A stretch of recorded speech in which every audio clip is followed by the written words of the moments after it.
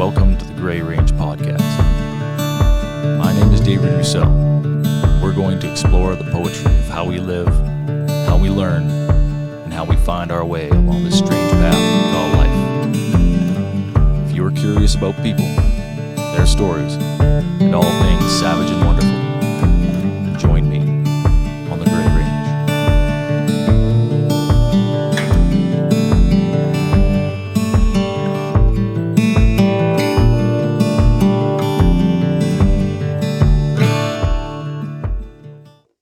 Now in this one, I'm not going to swear because Mike's mom, she couldn't watch the last one. There's too much cursing. So shout out to Mrs. Davison. We're going to be as clean. I'm going to be super clean. You can possibly be. We'll have to make sure we shout out to... Show Mother the grasp on our grasp on the English language. We're slightly civilized. You know what's funny too is his wife, Cynthia. She's like, well, maybe on this one he can talk about his current wife. You know, I was editing the last one and I noticed that we neglected to mention the fact that you eventually met a fine young woman and had some children and had a wonderful family. All the Davison women have no chill, man. They're very how'd you make it this far? Oh, you choose the adjectives. I'm not doing it, man. Yeah, that's good, man. You're a survivor. You're gonna make it. You're gonna make it. Try and live up to the expectation here. All right. Well, we're gonna go back to the way it used to be. Back to the old days. This one's called Legendary. Why don't you grab your car and we'll take a drive out to the edge of everything we've ever tried. We can sit and watch the stars explode or just keep driving until we run out of road. Come on now, let's play the game. All these people all act the same.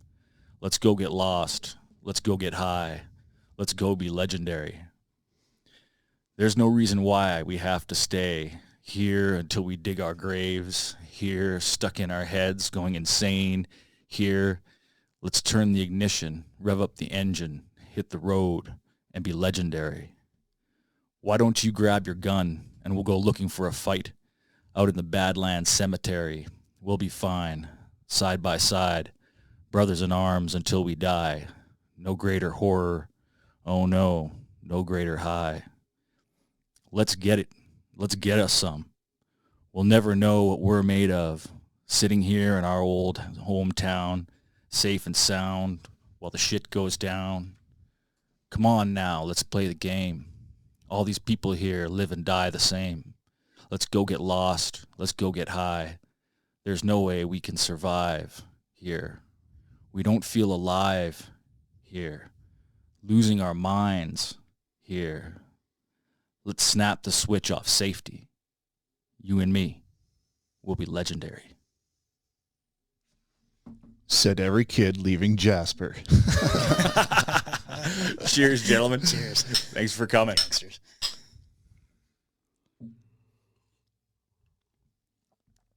Oh, God, my poor liver. Oh, that is delicious. That's problematic, isn't it? Yeah, that I had plenty of good whiskeys over the holidays, so they were all problematic. Pass me that bottle. That's right. A Wiser's pre-mixed old-fashioned. Oh, my. I've never been hipster enough to be an old-fashioned guy. Oh, what could go wrong? I don't know. I hung out with lots of guys from Calgary. You go to these company dinners, and they're all ordering old-fashions. Mm-hmm. Cloves. Oh, yeah, okay. Yeah, it's got bitters and all the good stuff.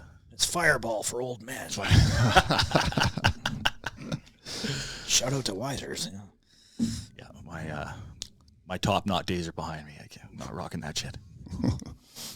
So we're back with another episode of the Gray Range Podcast, and we're here with returning guest, Mr. Mike Davison. Thanks a lot for coming, man. Glad you asked. I've been trying to schedule this for a little bit. Your schedule sucks as bad as mine. So yeah, this year especially, it's been rough just trying to set time aside for anything the last 2 months, but we made it happen. Right tail end of 2024. Mm-hmm. So this will be the Valentine's Day edition. Is that what we're something like that? Yeah, it's gonna come out around Easter. Shots fired. It's gonna come out around Easter. But he's a one-man show. He records it. He produces it. What are you gonna do? It's yeah. Some of them come out quicker than others. Some of them are easy. Some of them take time. Yeah, this last one there was a bit of a gap. There was caught some terrible flu and was down for like 10 days. And then blew out my back and was down for another week, and just basically horizontal for a while, about a month. Worked for about another month. I wish. Yeah, it's like that. Can you imagine having a month on your back? Yeah. Oh, No, it wasn't quite like that. I was working through the whole thing. there you go. This is the oil field, man. If you're not dead, you're working. Fair. Yeah, for sure. So I guess the big topic we'll look at is our fantastic federal overlords have decided to restrict and prohibit some further stuff. So I guess my initial question is on the professional side is what are you seeing on industry wise? Like, are people just fatigued with this whole thing? Yeah, death by 1,000 cuts. I think what they're trying to do, well, let's take a look at a 10,000 foot level. Total disarmament, let's just call it what it is. They don't 100%. want the ability to push back or fight back. And we'll get into some hairy places, I think, if we start unpacking this. But this is just another round of stupidity that at face value makes no sense. There's so much... if somebody was to take a look from outside the industry at what they prohibited and the reasoning behind it, everything right back to the RCMP lab, which is no slight against the RCMP. They're basically a contractor. But the RCMP lab's application of logic and reasoning is non-existent. It's stupid. It's all made up nonsense. And I have no issues talking freely about this. It's absolute stupidity. And I'm betting heavily that things will change here shortly. Yeah, I mean, literally betting heavily. Yeah, well, I guess your entire livelihood, just your kid's future. Yeah. I don't think it's any secret. I mean, if I guess you're not a Canadian, or if you are a Canadian and haven't been paying attention, which is probably about 90% of Canadians, the RCMP is heavily politicized in Ottawa, and a lot of those decisions happening seemingly at that level don't make any sense. When we've got the regional groups of the Ontario Association of Police Chiefs, British Columbia, Alberta, all saying, hey, look, none of this makes any sense. It does nothing. Crime's on the rise. And our government still kind of goes through with this stuff, which is ideological theater. I think personally that it attacks one of their biggest political enemies, right? So anytime they can throw a punch, and gun owners is going to be 99.9% not liberal, and it can hurt those people or hurt those industries, that's something they'll do freely because it's an ideological freebie, right? It's a cheap shot that they can make. But the question that I'm getting from a lot of people, I'm reading a lot on social media, is it possible or even feasible, I guess, that a change in government, like that will make a change in this? Can we vote our way out of this? Is this a 4-year thing, or is this something that's much, much bigger? Boy, that's a big one. So I think we're actually on the precipice of some major change. And if you look at what's just happened down in the U.S., I believe that wave will carry north. That being said, I think everything's pre-written. I think that everything's following out according to somebody's plan. Sure. I don't think that there's a whole lot of new things occurring right now politically. It's just time to change before they lose control completely. Yeah, I can see that. I think if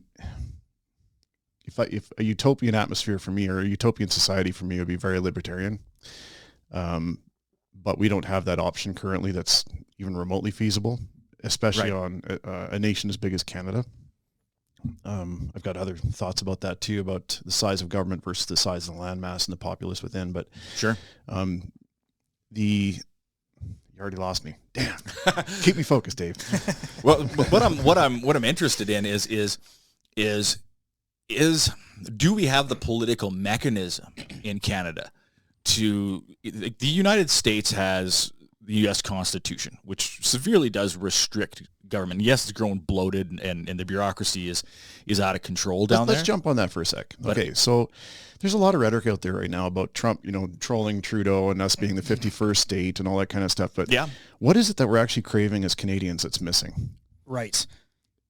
the U.S. Constitution equivalent. Yeah. Every nation that is is. what we want. Every freedom-loving person on the planet loves the United States of America because of the U.S. Constitution. Yes, there's huge swaths of people who would swear that was an inspired document, and I have no reason to argue against that thought. That was written so ahead of its time by. I don't think that there's a chance it's not an inspired document. I would tend to agree. It's also been the will of the people and the will of the people in charge to keep those founding principles, even as, like you say, death by 1,000 cuts. They're seeing it in the United States as well. Yeah. But that document protects those fundamental rights in a way that no other document and no other nation in the history of humankind has ever done. Well, it kind of it puts in place a firewall for the government to crash into. It's literally designed to protect the people from the government. Yeah, exactly right. And that's why every other nation craves it. Governments of other nations don't crave it, but no. What power structure? Just to be clear, not even a what bit. Power structure is going to create limits on its own power? Right, like that's the question we're looking at with things like AI now. You're going to build these hugely powerful things, and you're just kind of going to hope that they restrict their own power. It's never happened in the history of humanity, except in this one instance. Yeah. I think I actually listened to a quick podcast with Rod Giltaca from the CCFR, Canadian Coalition for Firearm Rights, which if you're not a member, you should. Shout out to the CCFR. Whose shirt I'm rocking today, just because it came in the mail yesterday when I renewed my membership. They're one of the few organizations that's actually doing anything in this country about it. But Rod is pretty confident that Poilievre, if he gets elected, would repeal all this stuff right away. And I'm glad that somebody's optimistic. I just think even if the Conservative government does repeal everything, which, I mean, they've said it so many times that they'd look pretty stupid if they didn't. There's nothing in place to stop it from happening again, right? Because of the abuse of an order in council and the way that it was never 100%, and that's why they're going to court.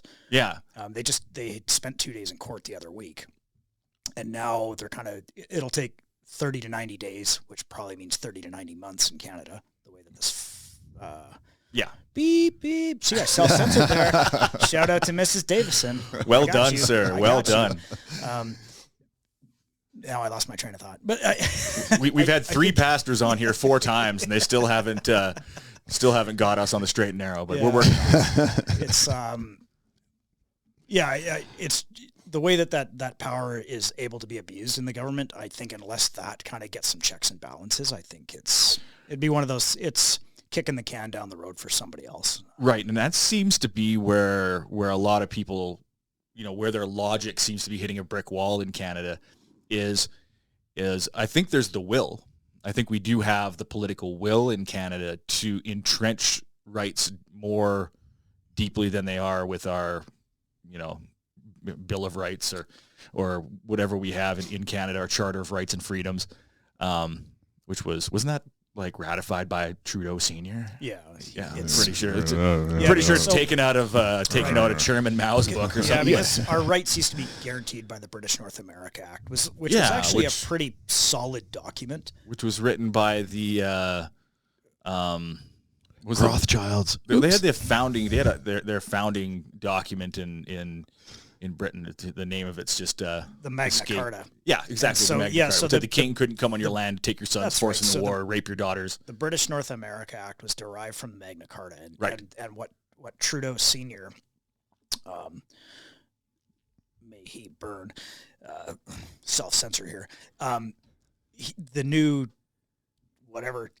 charter that we got is not worth the paper it's written on. I mean, it specifically says right at the beginning there's kind of like a disclaimer. You have all these rights unless due process of government decides otherwise. Unless some truckers park their trucks illegally in Ottawa. That's right. So start honking their horns. We don't have that. It's hate speech, David. It's hate speach. Oh, I got worse than that. We don't have that same firewall in Canada. We don't have something for the government to run into. Yeah, and that seems to be the question: is there the political will in Canada at that federal level, be it Poilievre and I don't even think necessarily it's him, because I think he needs to build his team. He needs to build his caucus with people, like, even if he's, you know, an iron spine with regards to freedom, he has, everybody around him has to be of a like mind to push that through.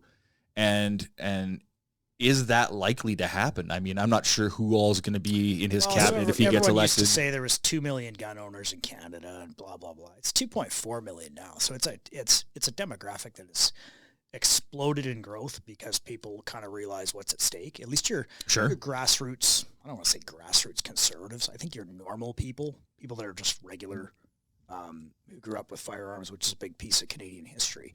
I think those people are, I mean, if you want them in your voter base, you should do something about it. So I think the political willpower is probably there, but not like we'd like to think. I don't think it's, you know, if they do something, is it to appease those 2.4 million people?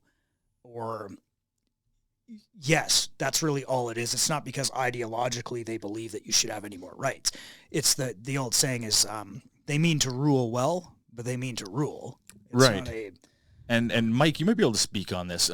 What's going on provincially in Alberta regarding Alberta has their own CFO. There's been some moves towards an Alberta constitution. Are you aware of any of that stuff, like kind of what that looks like?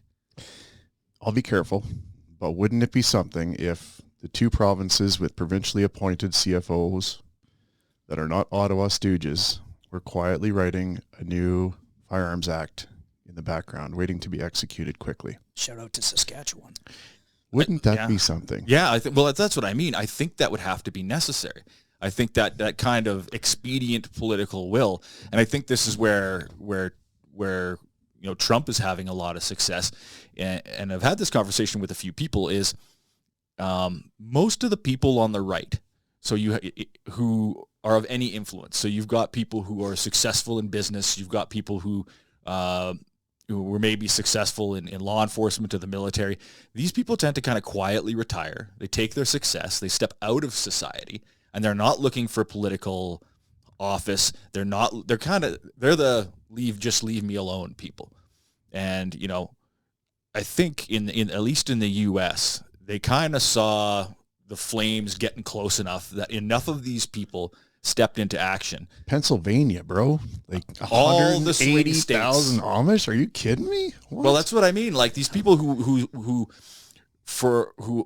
command a lot of financial power and a lot of influence in their own way have stepped into action. Mm-hmm. Whereas before they were just like, I don't want to get involved. And you've heard Jocko say it before. He's like, you don't want to know how bad it has to get for me to run for president. But I think a lot of those people, like I said, they saw the flames getting close enough. They said, okay, now it's time to do something about it. So now that... But what activated the Amish? Let's use them for a quick sample here. Like, what activated the Amish into stepping over a few of their own, we'll say moral boundaries or whatever, to participate in the vote was because the feds came in and cleaned out their farms. Sure. Right? Yeah. Cash, no taxes, all the same stuff. That's another topic for another day, but no vaccines, low rates of autism, all the things, right? 0 rates. Yeah. What a coincidence. Weird. But they came in, they cleaned out all their dairies because it was all raw milk, raw cheese, like all the things that are actually making people healthy. Yeah, can't have a healthy gut biome. Yeah. So the Fed stepped on their doorstep. So the Amish actually stepped up and stepped on their doorstep. And look what happened. Yeah. And that's just it. Like, I think you have the actors, you have people who are willing to act, and you have people who are willing to write this legislation and help write this legislation and help push stuff forward in the United States. And, you know, like BC just had an election, very, very close, suspiciously close in some cases. But it rained. It slowed everybody right down. Oh, yeah. It's but the guy who's running for their conservative is, I mean, the lightest shade of conservative there could ever be, right? Yeah. And even in the most conservative U.S. state, he would be a far left Democrat. Yeah. Right? So, I mean, you see the tide turning, but is it, the question is when it comes to fundamental rights, and I believe that, sure it says firearm rights are human rights because I believe that to be true, along with freedom of speech and freedom of religion, freedom of movement, freedom of association. in a place like Canada, like is it too little too late? Or do we have that drive, that initiative, that ability to, turn the tide back and pose some sort of opposition to something so heavily entrenched as Canadian socialism? I think that even if you don't believe it'll happen, you should work towards it. Sure. Yeah. I don't think you should give up hope and be like nihilistic and apathetic and be like, well, who cares? We're all going to die anyways. Like you kind of have to still crusade or champion the causes you believe in, because we're going to leave this wreckage to our children and their children. So even if it might not come true in our lifetime, you can't let the dream die. Can't let the flame go out. So yeah, that's my short take on it. Yeah, agreed. I mean, I think that's a part of it. I mean, with somebody as much stake in the game as you have, Mike, when you look at what you're doing, has your mindset changed? Like from the time you... Oh, he's been radicalized completely. Dude, my wife has been heavily red pilled, and it's a heck of a thing to see. It's wild. Yeah.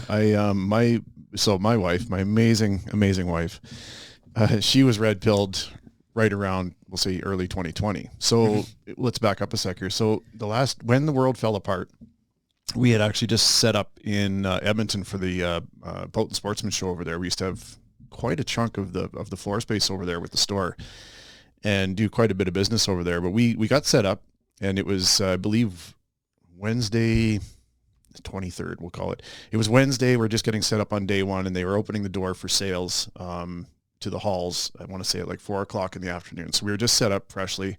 And instead of opening the doors, they came over the PA and said, hey, this just happened. The world is now shut down, essentially. I'm summarizing a very long speech we had to endure. And everybody needs to pack up and exit the hall as quickly as they can with all their goods. You've got all the support here and maintain some distancing from your partner. That's how early that happened. Wow.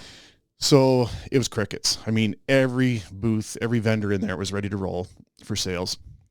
And you could drop a pin and hear it echo. That was the immediate atmosphere. And then your brain goes into apocalyptic mode. We got a 400-kilometer haul between here and Edmonton. What's the highway going to look like? What does all this feel like? This is the first time we experienced this in society, at least here. And while that's happening simultaneously in the shop, there's people starting to crowd in Flood. and lined up out the door. Yeah. And we're like, what the heck is even going on here? Yeah. I know we had a similar situation on 9/11. Yeah. I was working in the bush surveying, and we were driving out south of town, like down to where the Red Rock is now. That's where we were surveying. There was nothing down there. Yeah. And we were like all the way down there, and then an hour quad ride to where we were surveying pipelines and locations. And so there's not much for radio down there. And we caught the dying end of something happening in the morning. And then my party chief who I'm working with gets a call on his sat phone. And he's like, Dave may be infected. He's like, no, the World Trade Center's been attacked. And I'm like, oh, okay, weird. Oh, 9/11. He's like, and we keep driving a little bit, and then sat phone rings again. He's like, the Pentagon has been attacked. And I'm like, who the fuck are you, man? Like, who's phoning you in the middle of the morning telling you the Pentagon has been attacked? I'm like, updates. Yeah, I'm like, are you going to pull over and a Black Hawk helicopter is going to land over there and you're going to get on it or what? Like, but we spent that entire day in the middle of fucking nowhere, cutting line, wondering, just like, is there going to be a world to go back to? Like, we're sitting out there, we're eating our lunch. Like, there's no radio service, no cell service, no nothing down there. And then, yeah, we actually packed up a little bit early. And so with 9/11, we were actually, was Ben born? I don't know. I had just gotten up to head out to work. I was working an hour north of Fort St. John for CNRL, doing equipment operating up there, facility operating. And same thing. We actually got notice that morning when we got to the field office remotely, that infrastructure may be a potential, it may be targeted for attack. And I'm like, we're PJ, man. Like, we're not even a dot on the radar, but all these things happened so quickly. Everyone was in panic mode. Everyone got big quickly and then scaled down after that. But that was a nutty morning, man. Yeah, it was a nutty morning. So the original question was what? Well, I think he was going to tell us how this whole rollout. We were talking about how your family, your wife especially got. Oh yeah, how your wife got red pilled. Yeah. So this is 5 years ago now already. And The Great Awakening, as they call it. So Cynthia, I don't want to say she's ever like swam with the fishes or, like followed the norm or whatever, but this one really caught her off guard. Like something stunk right from the get-go with both of us, and I would have none of it. Lucky enough to work in retail, and our sector is protected currently under the agriculture. Yeah, because hunting, essential trapping, services fishing is under an essential service. Because the things we provide sustenance for people. Yep. Basically is how it's worded. So we none of us were going to go without work, and the business was going to be okay. So I had a little bit of comfort there, but nothing resounded well with Cynthia when all these announcements started coming out and all the restrictions and all that. Like we know people who lost their businesses and lost their shirts over this whole thing, right? Yeah, jobs, everything. How many people do you know died? Like, that's what I'm holding this prime minister accountable for, honestly, in my mind, is all the people who died. Yeah. I mean, it's just, it's one of those things from the cure. Yeah. I know people who died in hospital, and the cause of death given was COVID. I believe all of them were on respirators. And I think now that they've done some research on it, they found like this huge percentage of people who died were put on respirators. Remdesivir, and then they put them on respirators. And we're pushing the limits of YouTube's censorship of AI at this point. But sorry. I don't know what the boundaries are. So I really don't. I don't care. Spotify doesn't censor. It was Remdesivir. I mean, your death is near. Yeah. Yeah. Apparently, that's what the nurses were calling it. You know what, though, to kind of tie back into like, so while this is going on and these guys are like crickets down there, and to give you the level of distrust that people have in society, we talked about why that the United States Constitution is such a powerful document, because it gives you actual rights. I mean, like, we were able to stay open, and man, we sold more. Do I say it? I'm gonna. We can edit it out after if you don't like it. I sold more body armor, semi-auto rifles, and bulk ammo than I've ever seen in my life move out that door. Yeah. Because people had that level of distrust in society and government. And this is after they're seeing everything happening. And, because the rumblings of it started to happen in late 2019. I think around November of 2019 is when we started to hear about, this mysterious outbreak. And and you got to think that those people, probably in that first 7 days, those aren't people who magically woke up one morning and they were like, I want A, B, and C. Those are people who had considered those purchases, but they were cost prohibitive up to that point. Yeah. And that just pushed them over the fence. Yeah, then it seemed cheap all of a sudden, because it's like, well, I might not even have to make a mortgage payment next month if everybody's dead, so I've got the money. Like, that was kind of seemed to be the prevailing attitude, is people were willing to. We saw a lot of that too in 2020 when they dropped handguns, or when they froze handguns. Lots of people came in and made their first handgun purchase. They've been licensed their whole lives, or bought as many as they could afford. Yeah, but somebody told Barton they couldn't have one, so they went and bought two. Yeah, that's honest to God how this all rolled out. Yeah, and I believe it. I mean, with this last, just to take things on a totally different tangent, or maybe back to the beginning. We're gonna yo-yo today, man. It's all good. With this last order in council, or this last round of prohibitions, because this is what round 3. Basically, of what they did recently. Yeah, I guess it is. Technically, it is round 3. Because was there any time from that writ being dropped to the time it was effective for things to have been sold? No, I think most retailers just went with like midnight of that day. Like, they would honor all sales until the end of the day, because it was like, I don't know. We were sitting at a buying show in Toronto. We were buying guns. We're literally like sitting there like, okay, like, how many of these should we get? And it's like, then our phones start to light. Well, actually, what had happened was the CSAAA, we were at dinner at Big Rock, and CSAAA started this little corner huddle. So somebody in their group had gotten wind that this was going to happen the next morning. Right, because I saw it come out on Twitter. Like, so Dominic LeBlanc, he did it on the Friday morning or the Thursday morning. And it doesn't matter. Yeah. The night before, we were at dinner at a buying show, and the CSAAA had a booth set up. Their crew got muscled over to a corner, and they were kind of having this very quiet, like, over the shoulder, like, what's going on here? So we knew something was up. And then sure enough, like, Dominic LeBlanc did his announcement, and he said effective immediately, which gives us till midnight. Yeah. So we slung everything we had, slung it out the door, gone. Good. Absolutely. Yeah. I know before you kind of had this kind of a 4 or 5 or 7 days before things became effective. But this one seemed it was... Dude, we kept reordering. Like, we were reordering 30 or 40 more handguns at a time, and we just kept rolling through them. Like, it was quite a... I don't remember what the time frame was, actually, but we had a good grace period there. It was like maybe a month or a month and a half, whatever it was. There was a little bit of time. Lots. And I regret few things in my life, but there's just that window of time where, I look at what's in my safe now and I'm like, there's just gaps where I'm just like, fuck, man. Should have taken out a loan or if I sold a kidney or some shit. I think we had averaged out something like in the initial, when it was announced, something like, it was like something stupid, like 12 pistols an hour through that place. And that was like normally... Wow. Like back then, maybe like on a banger of a week, like it's like some guy comes in and buys 1 and 2 for his sons, like so they'd buy 3 cheapies, and you'd have like, so you'd maybe average 12 a week as like, that was a good week at the pistol counter, and then we were selling 12 an hour until we ran out, and then we restocked the building a couple times.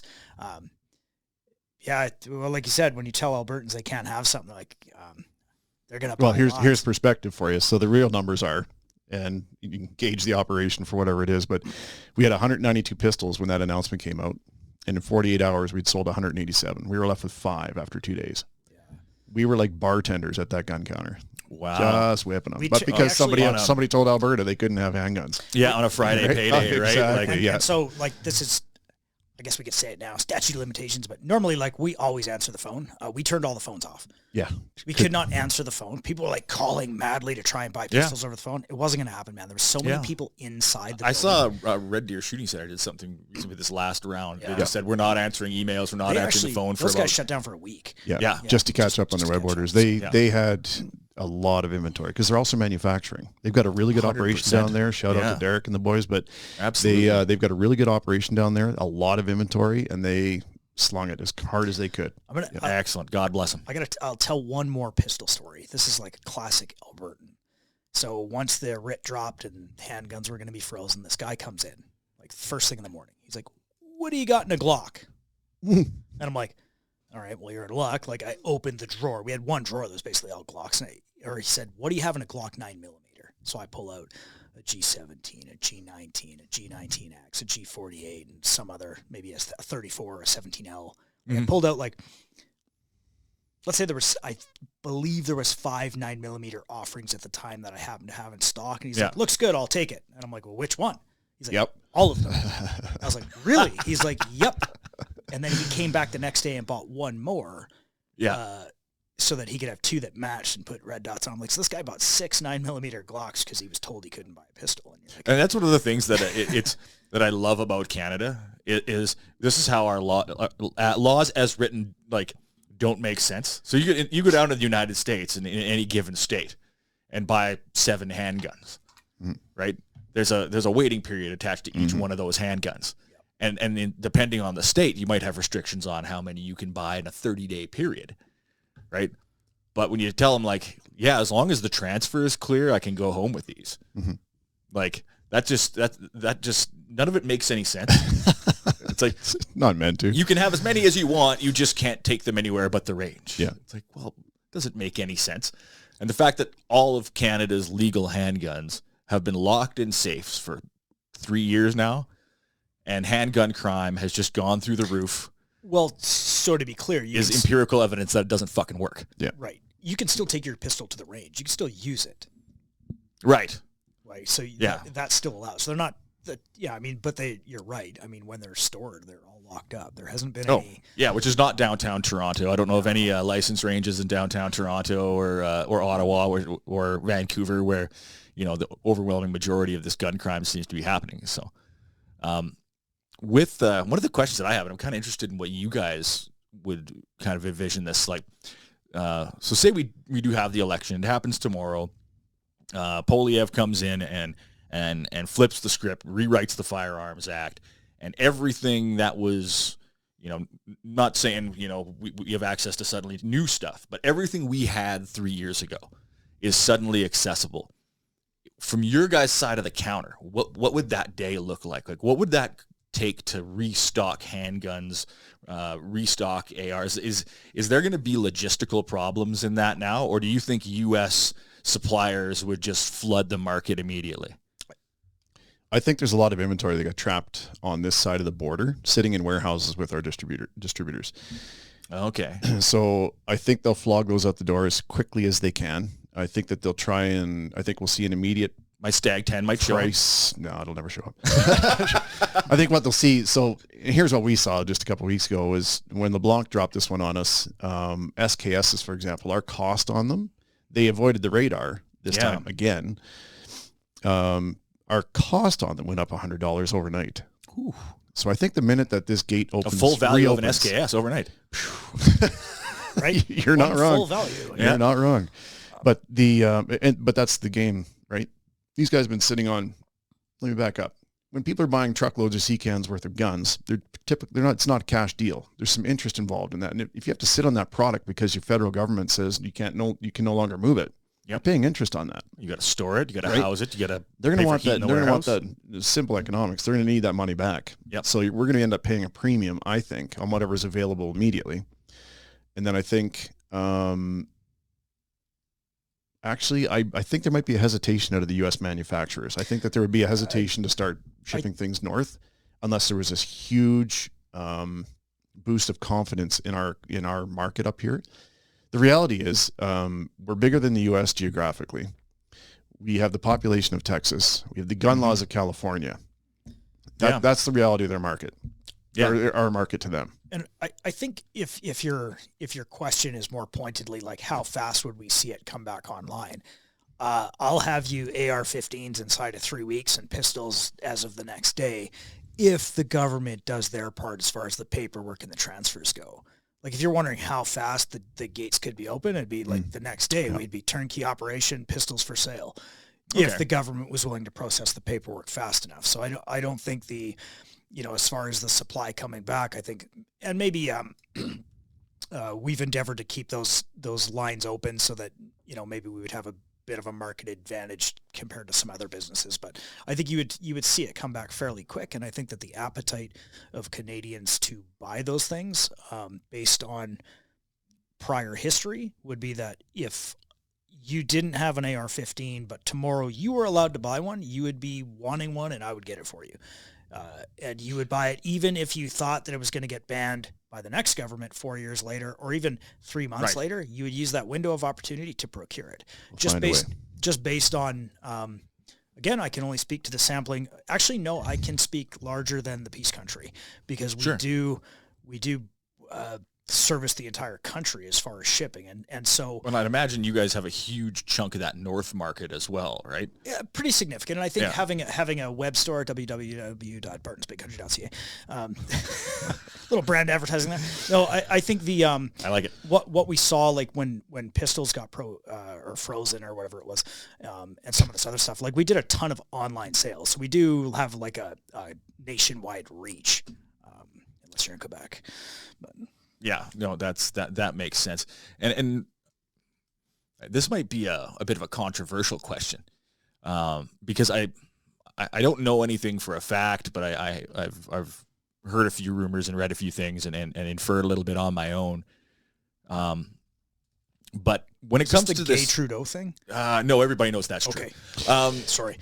No, when it comes to like the government has laid out this. So for anybody who doesn't know, we do have U.S. watchers and stuff like that, viewers. The Canadian government proposed and passed, I guess, legislation for a buyback program, a national buyback program. Now, this was, as far as it's written and as far as I understand it, was meant to go through the gun stores. So your gun dealers would become the collectors of these newly prohibited firearms and would work hand in hand with the RCMP to, quote unquote, buy back. I like to use the term confiscate firearms from people. Now, this is where the controversial part comes in. Is to your knowledge, are there any actual gun stores in Canada that have signed up to cooperate with this thing? So I would say, like, to the best of my knowledge, all the reputable stores have said go Pound sand. Yes. Beep. Good save. This is Davison. That's for you. However, I do think that at the manufacturing level and at the warehousing, like importation distribution level, if it meant the difference between you staying in business or going under, I think that some of these big warehouses that are sitting on, thousands of guns, I could see where they would be obligated to participate in a buyback and sell back their inventory at whatever they could get out of it, simply to stay in business. Because at the importation level, whether it was ideological or not, I know, like, we're all on the same page in Canada as far as, like, when you talk to anybody in the distribution level where they're importing everything and then it kind of comes out to the retailers like us, they're all on the same page as us. But the reality, I think, for some of them is, like, do you want to be in business or not? And so if it came down to it, which I don't know if it will or not, but I think if you were sitting on 4,000 ARs in your warehouse and the government said, hey, look, we're going to give you $1,000 for each one of these. And you're like, yeah, like, times have been tough and I've been sitting on this inventory since 2020. Yeah. I think it's a mitigation of losses. Yeah, but and I get that. So I can see that. And I would also say that if any of those guys decide to do that, I don't take it personal. I mean, they got to stay in business too, man. They're going to hustle you the next gun. Don't start hating on those guys that have to participate in order to stay in business, because that guy's still, like, you can call him a seller or whatever, but that guy, man, he's already he just wants to turn that money over to get you the next product he can. So and my question is more geared around becoming that collection depot. Fuck that. I think there's some competitiveness in the Canadian market. Well, we're all going to race to the ovens? Like, no thanks. Like, yeah, I'm good. Like, here's the thing. Like, anybody that's sitting on product right now, and I totally agree with what Lucas just said about loss mitigation and trying to stay in business and all that kind of stuff. 100%. The other, there's something else. There's some perspective here that is like, everything in your inventory, if you're a business owner, was purchased with your eyes wide open. Yep. You knew exactly what you're doing to put that product in your storage, and you had all the opportunity in the world to get rid of it in time. We did. Sure. And, lo and behold, after LeBlanc's friggin' release there, we had a whole pallet of guns on that list show up next that were already made. Of course. I carefully selected all of, like, the cheap Christmas plinkers the that high people points, are like, all the stuff that guys just want to go and blast off on their holidays. A whole pallet shows up the day after, and I'm like, But it is what it is, Sure. And if you purchase that inventory with your eyes wide open, knowing the political environment that you're in and the timelines that we deal with when they do these things to us, how is that different from a tax-funded buyout, or subsidy to Ford, GM, and Chrysler? Yeah. You spent your way into literally bankruptcy, and now tax dollars are buying you out so you can stay in business. Like, how does that make sense? Yeah, but it's. I think that's the. I'm not arguing one point or the other. Like, I know the side that we're in because we're there, but it's the other one is, if you're irresponsibly, recklessly spending your money as a business, then you have to pay the consequences. Sure. To some degree, I don't want to see anybody lose their shirt over this. The whole thing is wrong, and it's been imposed incorrectly, and it's all based on bullshit. But I don't want to see anyone lose their shirts. But it is literally the same as the whole GM, Ford, Chrysler buyout. Yeah, I think it'd be a little more akin to if they took gas-fired engines tomorrow and banned them, said everybody has to have an EV, and now you've got car lots sitting there with IC engines that they can't sell and stuff. I get them. I get the marketplace thing. I think what a lot of people are concerned about is the industry on the side, by and large, of the individual freedom. Yes. Are there gun sellers lining up and putting up their hand and saying, yeah, I'll fucking collect guns from people just to kind of save their shirt? To tie it back to where sort of the discussion began, is sure it would be nice to have a document where you didn't have to worry about the government doing it's the thing that things like that, right? Like, wouldn't it be nice to exist in a business where when you're purchasing, you have full confidence that it's not going to be like the whim of the government the next day could put you out of business. Yeah. Like, what kind of world? Like, that's pretty dystopian if you think about it, that we live in a world where the government has the power to put somebody out of business because they don't like it. Well, catering to a lobby group that is founded on Islamic, I'm going to say it. That guy was an Islamic terrorist. Truth. Which one? So Ecole, whatever, the guy that shot all Ecole those Polytechnique, yeah. Yeah, like that guy was an Islamic terrorist. He was a guy who They don't use his given Arabic name. They when don't. talk So, about it. but that's actually what happened. Yeah, Okay, and nobody's going to deny it. Nobody's going to deny it's a tragedy, and we can go down the path of where that came from and what that looks like in Canada. And quite honestly, I'd be better served, I think, to leave that to somebody who's got a little bit more knowledge intimately of how that grew into what it is. For sure. I've read some really interesting stuff lately about that. But when you look at where all the money comes from and how the funding happens and everything else and how we got to where we are today and how it got there, it's like, it's pretty frustrating that is the state that we live in. Yeah. I'll self-censor after this. I'm not going to say anything more about that particular thing. No, I get it. Look it up. It's bullshit. And the thing is when we're talking about this, and I think maybe to go back to where we were when we derailed this entire train, when we start talking about people getting red pilled, or maybe picking up finding the line in the sand. Like I think people are already like I think they're red or blue pilled from childhood, honestly, but I think there's things that activate or trigger you into one or the other, and it's just it's. Well, I think when we think about government, if you think about government as this big benevolent, soft cushy cloud that's going to keep you safe, then you have been indoctrinated by the government. Here's the problem with government: we the people allowed them to go from an elected representative to a leader. They self-titled themselves, and we allowed it. Mm-hmm. And that's where this all fall apart. We need to identify that and recapture what's what. Well, they're just human beings. We're long past the ordained by God people that are standing up on top of some holy mountain with a couple of tablets. We're long past that now. But what people don't realize is the government is a pit bull, right? It's a necessary evil. You have it because you need some kind of framework to build up civilization, because human beings are flaky and crazy and we're tough to wrangle all into one direction all the time, right? So we need some kind of framework, and we need a couple people who are responsible for just looking after the framework. Let's try and keep the majority of people from walking off the fucking cliff, right? So we need them. They're like that pit bull. They're going to keep the kids from wandering out into the forest. They're going to keep the wolves away from the chickens. But if you don't treat them right and you don't train them properly and you take your eye off them for too fucking long, they'll eat your children. Yeah. And we talked about it before, like the problem with our Westminster style of government there is like they figured out how to game the game. They got all the power. The deck is stacked. And it's kind of like, you play any game long enough, you understand how to cheat it. They don't know how to cheat it. So it's kind of like, whether we need to remake that entire system or nuke it from orbit, I don't really care which, but there's no doubt that change is needed. But to bring this back around, so when you said that your wife got red pilled, and then we kind of went off, like, and here we are back. So how?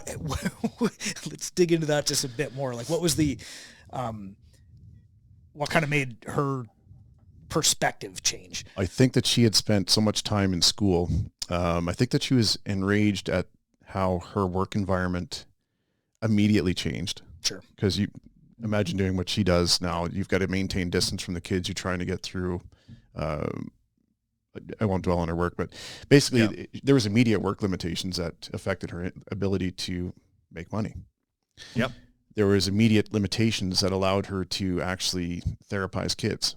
Yep. There was immediate limitations on the freedoms that we had as a couple. We couldn't go for dinner kind of thing. Like that's, like we don't do it often, but when we go out for dinner, we want to. Like it's our, it's our nobody wasn't feeling it. Everybody felt that's it. Right. And there was just things. And then by the time there was pressure to start curing people, there was already enough on social media coming from doctors who had been ostracized from their medical circles. Mm-hmm. And she just started diving. Like she dove deeper than I ever have, honestly, in researching anything that just doesn't smell right. And she went nuts with it. And I was happy to spin that top and just sit back. I went to work every day. I was much the same. I was much the same way. I was looking for good information. And it unraveled, man. Like she was like, what about this? Look at this. What? Are you kidding me? It was amazing. I absolutely love it. She did all the work as far as the red pill I think my wife was more intuitive. Like she just kind of started to, confide in me like, hey, something doesn't smell right about this. Yeah, it's all wrong. It's all wrong. And I was looking for, probably just being too Canadian about it. Go along to get along. Mm-hmm. And it's like, well, I'm looking at these various pharmaceuticals that were on the market, and I'm looking at the research, and I'm looking at the testing, and I'm looking at this, and I'm looking at that. And then you start getting the media involved, and I was like, none of this makes sense. Not one looks, one will start to look good, then they'd pull it off the shelf, and all this kind of stuff. And she was just like, no, I don't like it. Let's just take that option off the shelf entirely. I don't like any of it. Yeah. And I'm just like, you're sure? And she's like, yep, 100%. And it's like, when you're in a relationship, you're married, occasionally there's decisions that are made, critical decisions that involve, it might be finances, it might be, family decisions, health decisions, or whatever. And you'll kind of look at each other and you'll kind of be like, you're on the same level? Okay, this is what we're agreeing on. This is what we're going forward on. And that was one of those moments where it's like, okay, here we are. We're going to move forward this way. Whatever happens, happens. I get it. Yeah. This is our line in the sand, like you said. I think what's crazy is looking back, it's easy to say, like, you have the people that are like on their 16th jab and they're like just loving it. They're still getting COVID. And then you got other people like, yeah, I'm going to take my vitamin D and go outside in the sun, and they're fine too. And it's like they made out well. I think it was the freedom thing for me. Like it was the do what you feel is best to you. That's what I told my people. Which was the point of the freedom convoy. Right? Yeah, exactly. Yeah, it was all about that like mandating personal choices. Time warped to 3 years ago. Well, and the thing is, I think that's important. It is. I really think it's important not to memory hold this.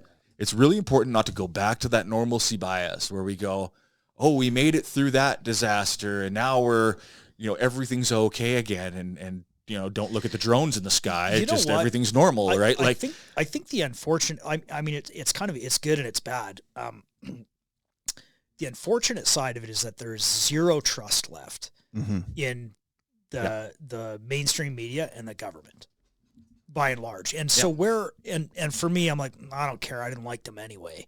But I'm just one guy. Where the problem is in society is that now there's no trust in your basic institutions to tell the truth. And so then if it actually mattered, like if the government came out right now and like, whether it was a zombie invasion or a real outbreak of something serious or a forest fire, people are like, I ain't listening to this bullshit anymore, because they've had enough, man. Mm-hmm. And they aren't going to listen. So I think when you lose trust in all of your societal institutions, I think it's like, in some ways that's regrettable and shameful, because it's but justified. So I don't know where that balance is. Like, it's kind of a... I think it comes back to conversations like this. I think it comes back to conversations like we had with Ernie, where he starts to see this rise of interest in things like grassroots community building, things where people go, well, what really matters, right? Like food, water, shelter, community, those your individual relationships, your familiar relationships, your community relationships, and those are the basis for civilization. Yeah, I think resiliency matters, and I think that everyone who kind of came through this the last few years, they're certainly more resilient if their eyes are wide open. I mean, I remember we're sitting in the airport and I'm checking email, because the 6-hour layovers that turned into 26-hour layovers or 30-hour layovers. That's a lot of drinking. And shout out to Earl Green, but there's a email in my inbox from Earl, and he's like, yeah, so what are we doing? We're just going to sit around and cry about this? Or like, are we getting lever guns? Like, and we're like, yeah, we're getting lever guns. I love it. We're going to keep teaching. We're like, we're not going to just roll up and die over this latest thing. I mean, we're going to keep grinding on. I don't know what that looks like, but. Yeah. So I guess let's, maybe hit the restart button with the reset button, take out the cartridge and blow on it and put it back in.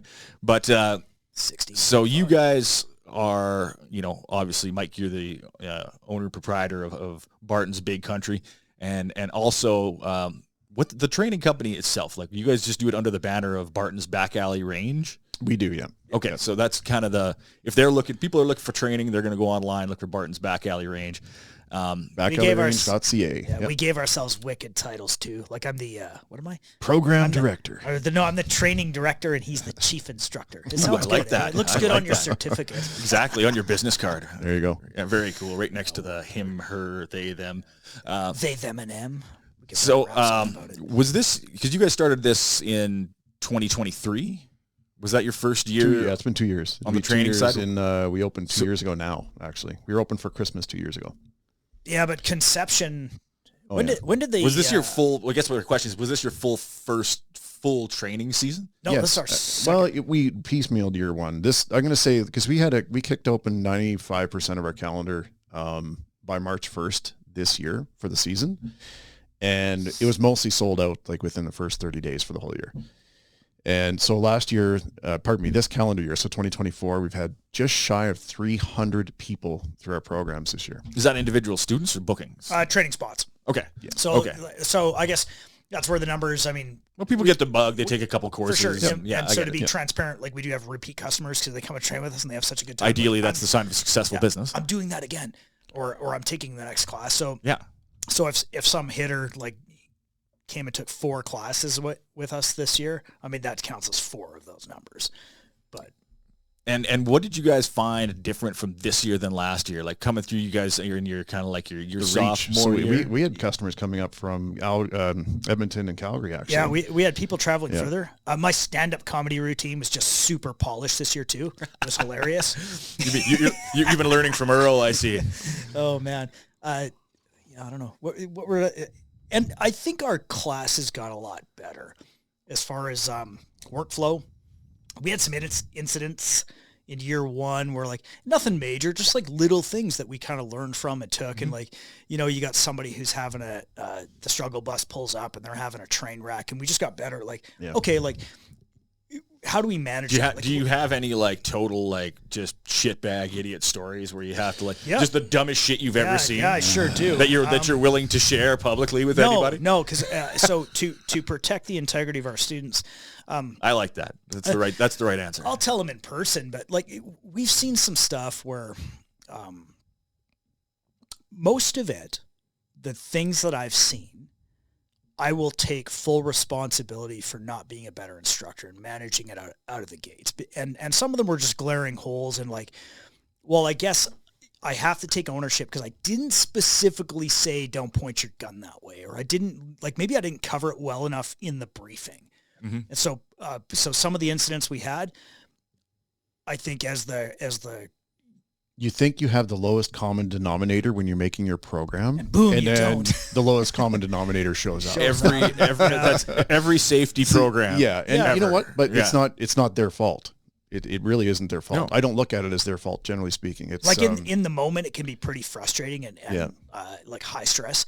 But when we always debrief, like typically like right after we lock the gates and we're driving home, it's like we're on the phone like, bro, what about this? What about that? And then we're already implementing how we're going to problem solve and fix that so that it doesn't come up again. And because we have to take it serious. I mean, we're not messing around. Like we take it serious, but we are teaching people how to run guns. So you have to have the very highest safety protocols in place that you can have without being so restricted that you still can't do what you're supposed to be doing. And it seems like in a way, every time something like that happens, it's super valuable because what you guys are essentially training is safe operation and implementation of those firearms. And if somebody, like I always say, you make something idiot proof, God makes a better idiot. True. In a way, that's a blessing because it's showing you something you haven't seen before. It's another facet in the diamond you didn't see already. You're, oh, okay, that's something we didn't see going forward. Now when you address that, every student that comes after that is safer than everyone that came before. Absolutely. Because you've addressed something that you didn't see before. Yeah. And I tell people too, because both Mike and I have been privileged over the years to train with some guys that are like the tip of the spear, like the cream of the crop guys that run guns. They deployed, they did this, they did that. They got to do all this cool stuff. And we didn't. We're just regular civilians. So, and I always tell her, I'm a civilian instructor. And I don't pretend to come from anywhere I didn't. But the stories and the lessons that we got from those guys, like the number one reason that guys get dropped at the high end is safety infractions. You might be a really fast shooter with the fastest split times, and you might be dynamite on the movement, but you didn't apply your safety when your rifle broke cheek weld. Oh, you're fired. Under a stress you're not drill. on the team For sure. Yeah. Oh, you pointed your gun at somebody. Yeah. Sorry. See you later. And so it's like it's those little things that actually matter. It doesn't really matter what your split time is. It mostly matters if you are safe around other people, and that's kind of the focus of our classes. Is I think that's your net benefit, right? If you're in the business of selling guns, and on the back end of that, you're saying, not only is it important for each individual to have the access to a firearm, it's equally, if not more important, for them to have knowledge of how it operates and how to safely utilize it in whatever means that they are. I look at it as it's rights and responsibilities. I believe that we have the right to own and bear arms. I don't care what the document says. Yeah, we have the right. I believe we have the moral right to own and bear arms, but we have the responsibility to know how to use them. Yeah, and pay it forward. Yeah, that's right. Yeah. So hold on, I'm going to answer your other question first. Yeah, go ahead. Because you asked about when we opened the range, like what year and what the plan was. So in a nutshell, we had already pulled the trigger on building that facility to tie it into the sales of pistols. Because one of the things that is like people would come into the store and they'd be like, they'd be looking at, if we typically have 150 different models of pistol on display. So like the choice can be overwhelming. Yeah. And people would come in and be like, well, I don't know which one. And we'd have to be like, well, I don't know. Like, do you have a buddy that has a 1911? Like, maybe go shoot his and that'll help you make a decision. So we started throwing the idea back and forth. We're like, well, if we had arranged, it would be really, it would augment the counter sale. Cause try and buy. If you came to me and you're like, do I get the CZ P10F? Do I get a Glock 19? Do I get that 1911 Kimber Grand Raptor 2 that I've always wanted? Times 2, one for each hand, dual wheeled. We'd be like, you know what, man? Let's put all of these in a case. Let's walk across the alley and we'll shoot them.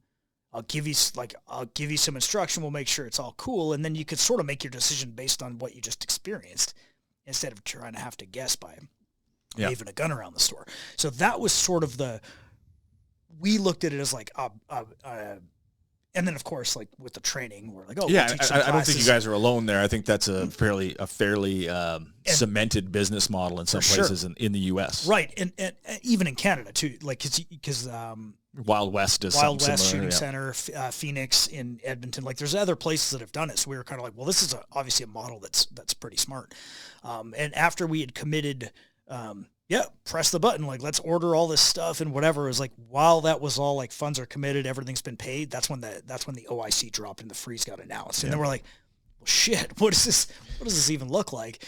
It looked like me taking a bunch of guns and stashing in the back. Is like, well, this is our rental fleet, I guess. And is it the perfect rental fleet? No, but at least we saved some instead of selling them all. But so we had to make some tough decisions. I were like, well, what do we want the wall to look like? And it's right.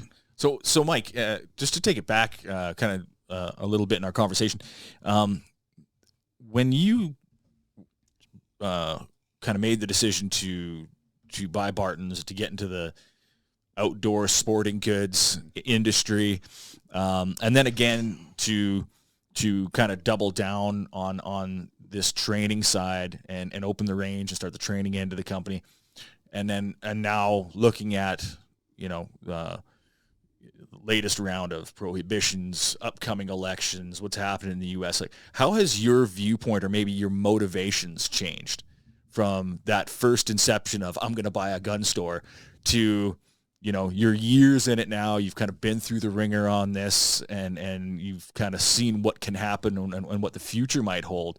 Like, kind of what keeps you going and what inspires you on that end? What fuels me to keep doing this potentially until retirement? Is that the question?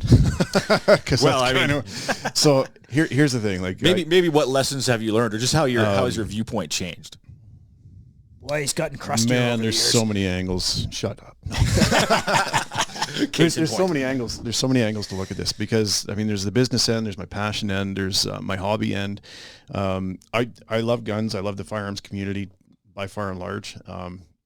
I love shooting. So when you and I met 20 years ago, we were we were neck deep in all the tactical training we could possibly afford, and doing it every weekend kind of thing, and blah blah blah, 3-gunning, all the good stuff. I've slowed down quite a bit, Dave. I don't know about you, man, but I'm a lot slower. I used to be very high speed. I am this not Rolling now. Stone is gathering moss. I am medium if I'm fresh. Bro, medium at the speed. peak of, you were the only other guy on the split times and from the draw stroke for a certain spell. This dude, he would come. I'm like, who the fuck is that guy? Sorry, Mrs. Davison. But I'm like, who is this guy? He was fast on a pistol, so it was like there was actually some friendly competition. But we are both not that fast anymore because I have new video and new split times to prove that we are not the dudes we were. Yeah. It's going to be a long haul back. Not saying I'm not going to try, but we're poster children for the successful team, not the hot shot that won't make the team. Yeah. Anyway, but to get so I've always enjoyed hunting. I don't have a whole lot of time to get it done because that's also our busy season. So of course, I might get out for some late season cow elk here right away. Nice if I'm lucky. Yeah. So we also, Lucas as well. We've fallen down the long range, the ELR. Rabbit hole, which seems to be a natural progression if you're in Canada, because that's what's accessible. Yeah, and we also have some of the best long range shooters in the world. Mint, man. I love it, and it's not on anyone's radar as far as the feds go, so I'm a little bit less stressed about that. So I look at the school and all of the high speed stuff as something, in my opinion, and folks like Ernie might support this as well. It's necessity. Sure. You look around what's going on. I think that part of the shooting it's all necessity. Well, they want to take our guns and give them to the Ukraine for some reason. Yeah. Don't know why the Ukraine might need guns that Canada doesn't. Must have a neighbor that it's almost hypocritical. Might be slightly aggressive. People forget that Russia is like really close to Canada too. Yeah. I was watching Red Dawn yesterday. Russia comes like right down through Canada in Red Dawn. Takes Montana. Yeah, I don't remember. They don't even mention the Canadians ever like doing anything about it. Like they went right through Canada. That's all they say. It's like just like they strolled right through Alberta. Like no, right down through the Bering Strait. Like it's largely empty. Yeah. I'd like to think we would slow them down a little bit, maybe. I'll just add on to Mike's point there, as far as like, I think we have an obligation to pay those skills forward too. Absolutely. The time and capital. Sacrifice invested into learning all those skills as a civilian. I didn't have to. I won't speak for Mike, but I didn't have to go to any of those schools. I went because I wanted to. I wanted to learn it, and it's kind of like that same skill set. I sort of feel a moral obligation to pass it on to the next generation, just like I would take any kid out and teach him how to make a fire, or teach him how to can, or can set goods, up a camp or set whatever. Up a camp. Like, hey, here's how you tie a fishing knot. Like, I feel the same level of responsibility to pass those skills on. 100%. They're not going to die with me. Like, it's they have to go to the next generation. And it's kind of like, I get that the government doesn't like it, but I also don't really care what they think. Yeah. Yeah, I get that. And sorry, Mike, I interrupted you as you were talking about that practical end. You talk about the more, you said high speed, but I guess what you're saying is the more of the applied side being kind of one side. Yes, I think you were kind of getting at what was driving, and the other part is the business end of things. So I look at the ratio of what's been affected by these last 5 years versus what's actually making the money at the shop, and we've lost the niche that's passion driven, but honestly, the business is very well hedged with the hunting community. So I'm not feeling any losses. I'm not feeling any pressure on the business side of this whole thing. Especially being where we are. Like, I honestly think that we are enjoying Northwestern bubble in Canada as far as the business goes, the mentality, the people. Yeah. There's not a province for damn sure where I'd rather live right now in Canada. Agreed. Has it spurred, like you were talking about, the strength of that hunting industry? Has it spurred that kind of interest in you? Have you kind of looked more at the hunting side of things coming from that tactical side a little bit more? Not any more than I think I did before. Like I honestly, if you look at my gun room, I have one legit hunting rifle, and it's a 3-06. Everything else is very task specific. I'd say I'm heavy in shotguns. Yeah. Just because they're so versatile, they're a very effective platform. But I honestly, I have my pick, man. I've got one hunting rifle. Yeah, for me, I find myself being more interested in that side of it, but obviously because there's less opportunity in the you know, like you said, that more applied tactics and that kind of stuff, that more, you know, applied, what would you call it? Applied basics. So because I don't do anything high speed. I'll tell you where I think the problem's going to crop up, though, is that the more things that get prohibited and banned, etc. Again, we already talked about like the beginning. Like eventually, they're going to come for the hunting rifles too. Like it's not it's disarmament. The end goal is civil disarmament, so that nobody has guns. But so where the main problems that I see right now is that you're a young kid, you're 18 years old, you get your PAL. There's nothing fun for you to buy. Like fun on the plinking end, as far as like it's a lot of fun to go and run, you know, a Bren 2 or an AR-15 or whatever pistol. But so in the long game, which you can call like disarmament's a long game, right? That's Mao's little red book there. Like, absolutely. And that's where the liberals get their doctrine. So it's like, right now, I don't think we're really seeing it because we're surrounded. I don't want to say in an echo chamber, but we're living where we are right now. It's right in front of us. That's what's happening. In the time we are right now. And so, but here's what's going to happen. So my boy's going to be 18 in, you know, a couple of years. And unless things change, like he's not going to inherit all my pistols. Or any semi-auto that I may or may not have. Like all of that stuff that I grew up that was super fun, that got me passionate about it, got me into the training and got me into all the stuff. That generation won't have access to that. And that's by design. They don't want them to have that. Yes. So I see like right now, we don't, you know, times are good. We're still making money. Everything's cool. And hunting pays the bills. But I think the bubble effect, what'll happen is like a lot of the kids that got into hunting, like, bro, I owned a lot of cool stuff before I ever picked up a hunting rifle. Sure. Hunting wasn't really on my radar because I didn't grow up doing it. And there's a lot of kids right now that like, they're going to miss all of it because they're not going to get into a hunting rifle because, you know, they come to the gun store, they want the cool fun gun, the semi, the pistol. The thing they say in Hollywood, the thing they see in the video game. And I think we talked about this again in the conversation that we had with Ernie, where civilization critical skills like food preservation are one generation away from lost. Yeah. Right? All it takes is you to break that chain of knowledge one generation. Yeah. And it's almost irretrievable. And we've never been closer to that brink than we are today. And that's kind of my point is I think that's where we're at. I think we're not seeing it right yet because we're still living in real time present. But when we look at our kids coming up, you know, Benny's just past where Curtis is. Like he's like a few years ahead. So he's foot in the door. He's got the things and he's got some training and got to do some cool things. And then, you know, my boy got to do some pretty cool things this last summer. But next summer, right? Like that training's gone. If things don't change, like all the stuff that we were working on, all the stuff we were teaching, I can't teach it legally.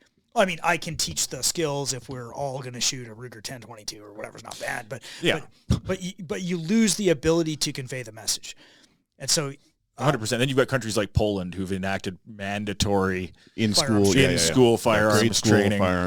Russia does the same thing. Russia never dropped it. China does the same thing too. Yeah. I mean, I think these countries are living in the real world. Yeah. I think what we have right now is maybe the death of a progressive globalist dream in Canada, where Canada was called, and I've read this several places, the petri dish of the world, mostly for the West. So if United Kingdom wanted to like try out some new legislation or some new social engineering thing, they wouldn't do it in Britain. They would have Canada do it. And the same thing with most of Europe. They would do it in Canada because you have a small population bred over a really small place. Yeah. So you could try a little bit in Toronto, a little bit in Vancouver. You could tweak it a little bit area to area and then just see how it works out. The same thing for the United States. Mostly on this progressive end. Isn't it weird that our national identity is that we're an experiment that's failing? Well, I don't. That's the thing is I don't think we. Wow. I propose or I posit that we don't have one. Like a national identity. What do you mean? I think that I agree. If I were to ask, Canada's the melting pot. Yeah, well, Canada's been the melting pot. We never actually had an identity. I think we did at some point. If you look at like the Northwest Mounted Police, if you look at, and we have to take it back, like 200 years.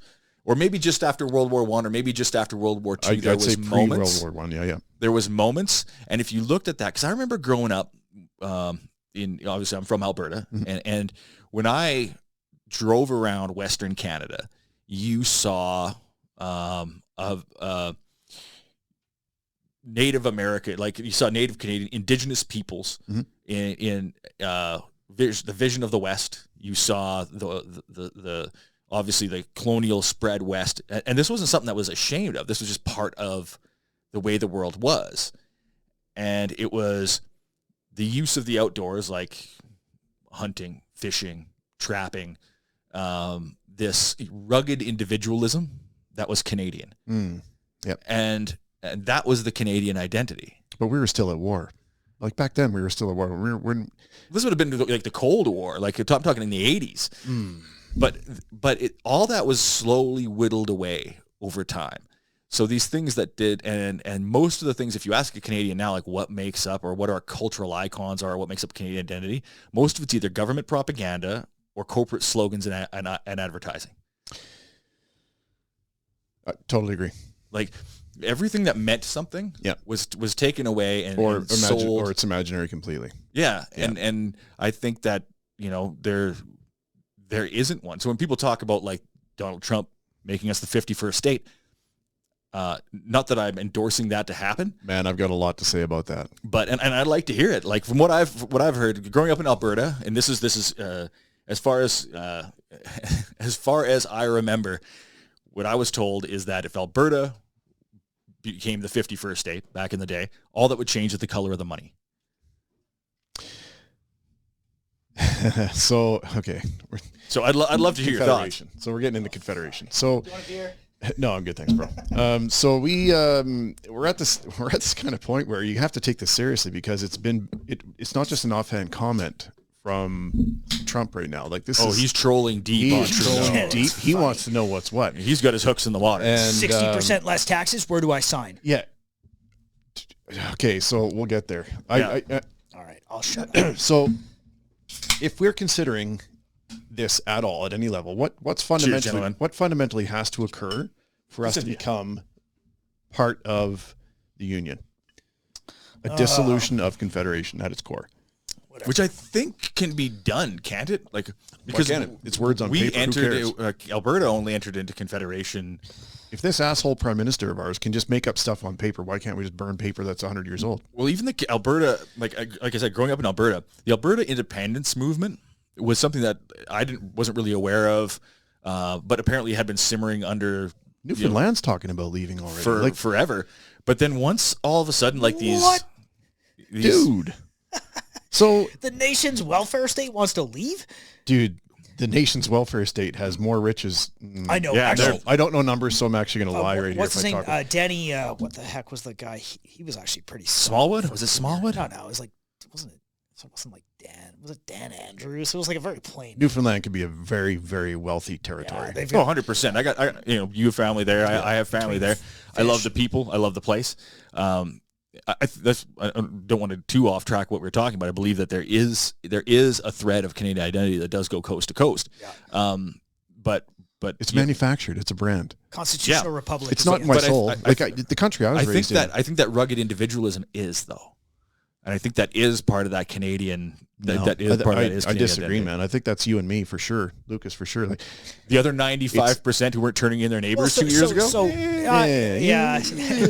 This is why when people ask me like, well, how many people do you think would turn in their guns? I'm like, the same percentage that went and got jabbed. Yeah, probably.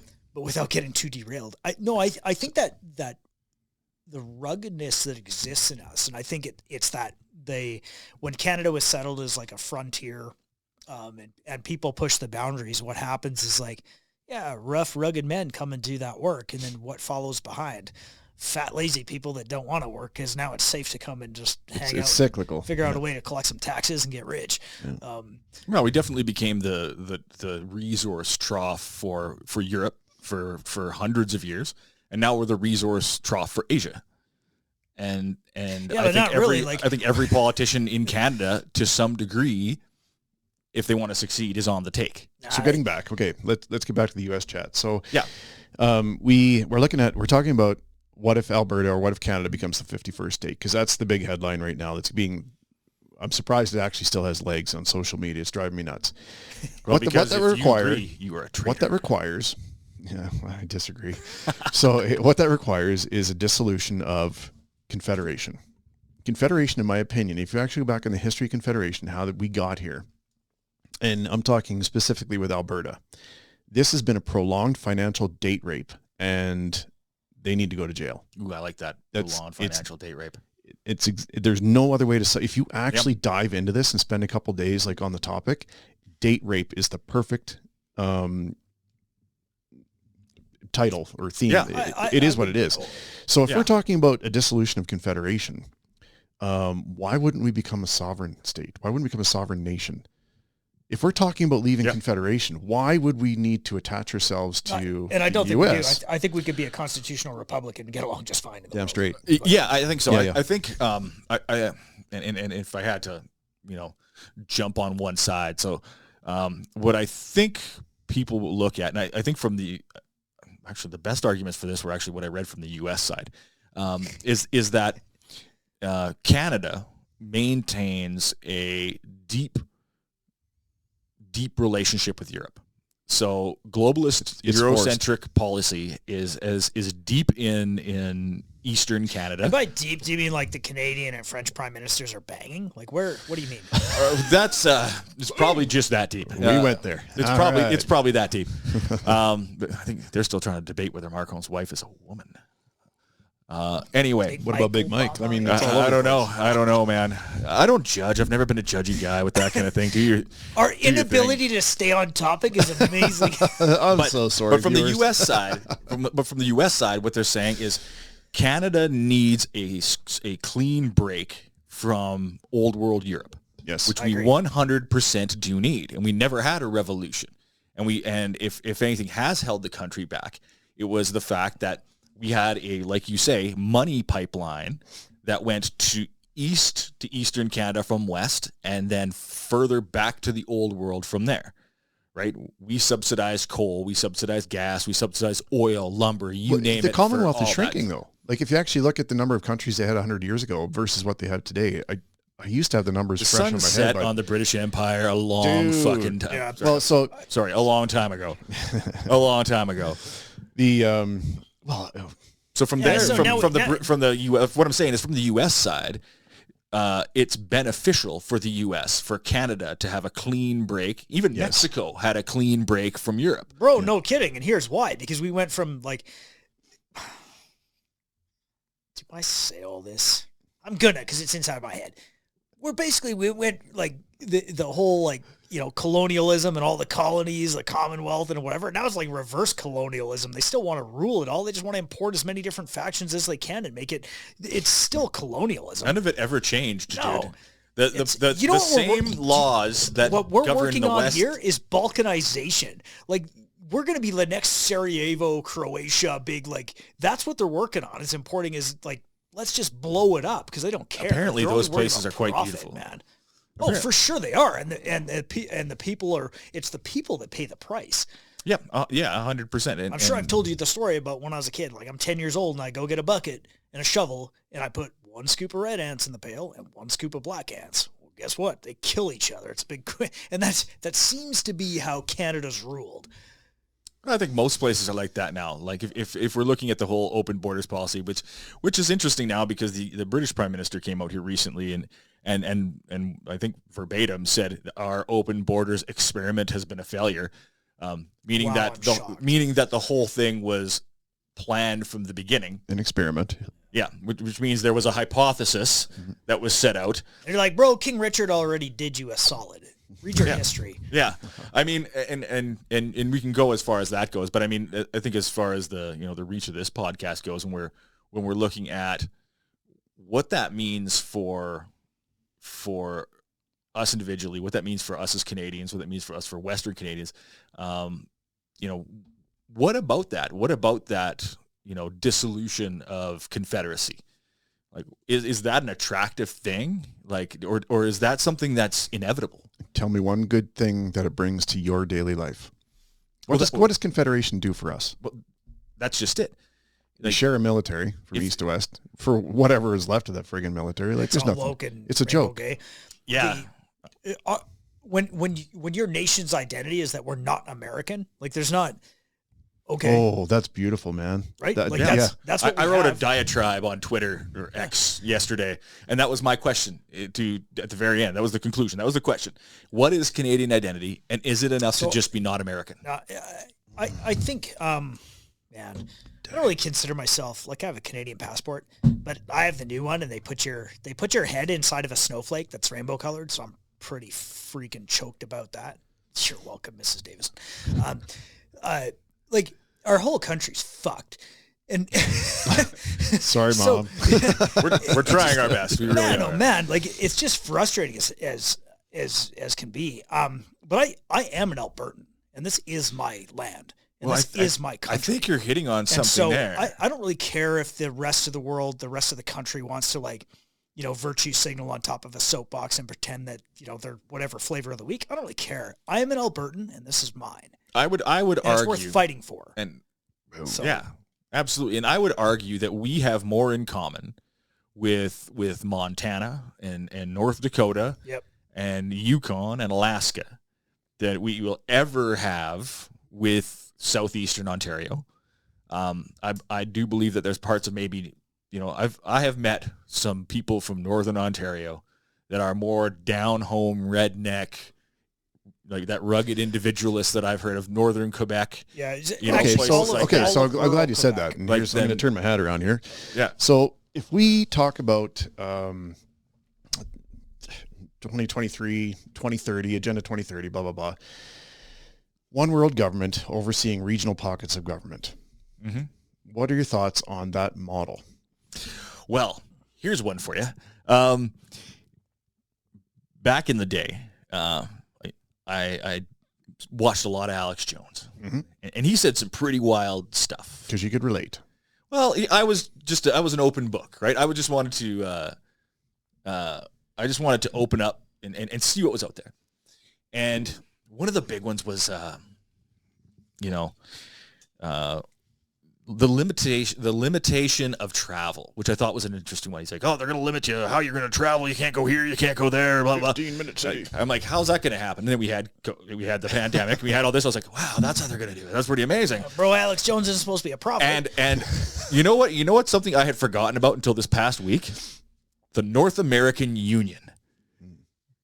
Because we were going to have the Amero. That was going to be our currency, right? Our one digital currency for the North American Union. And I don't remember this. I had totally forgot about the North American Union until this week. And I was just like...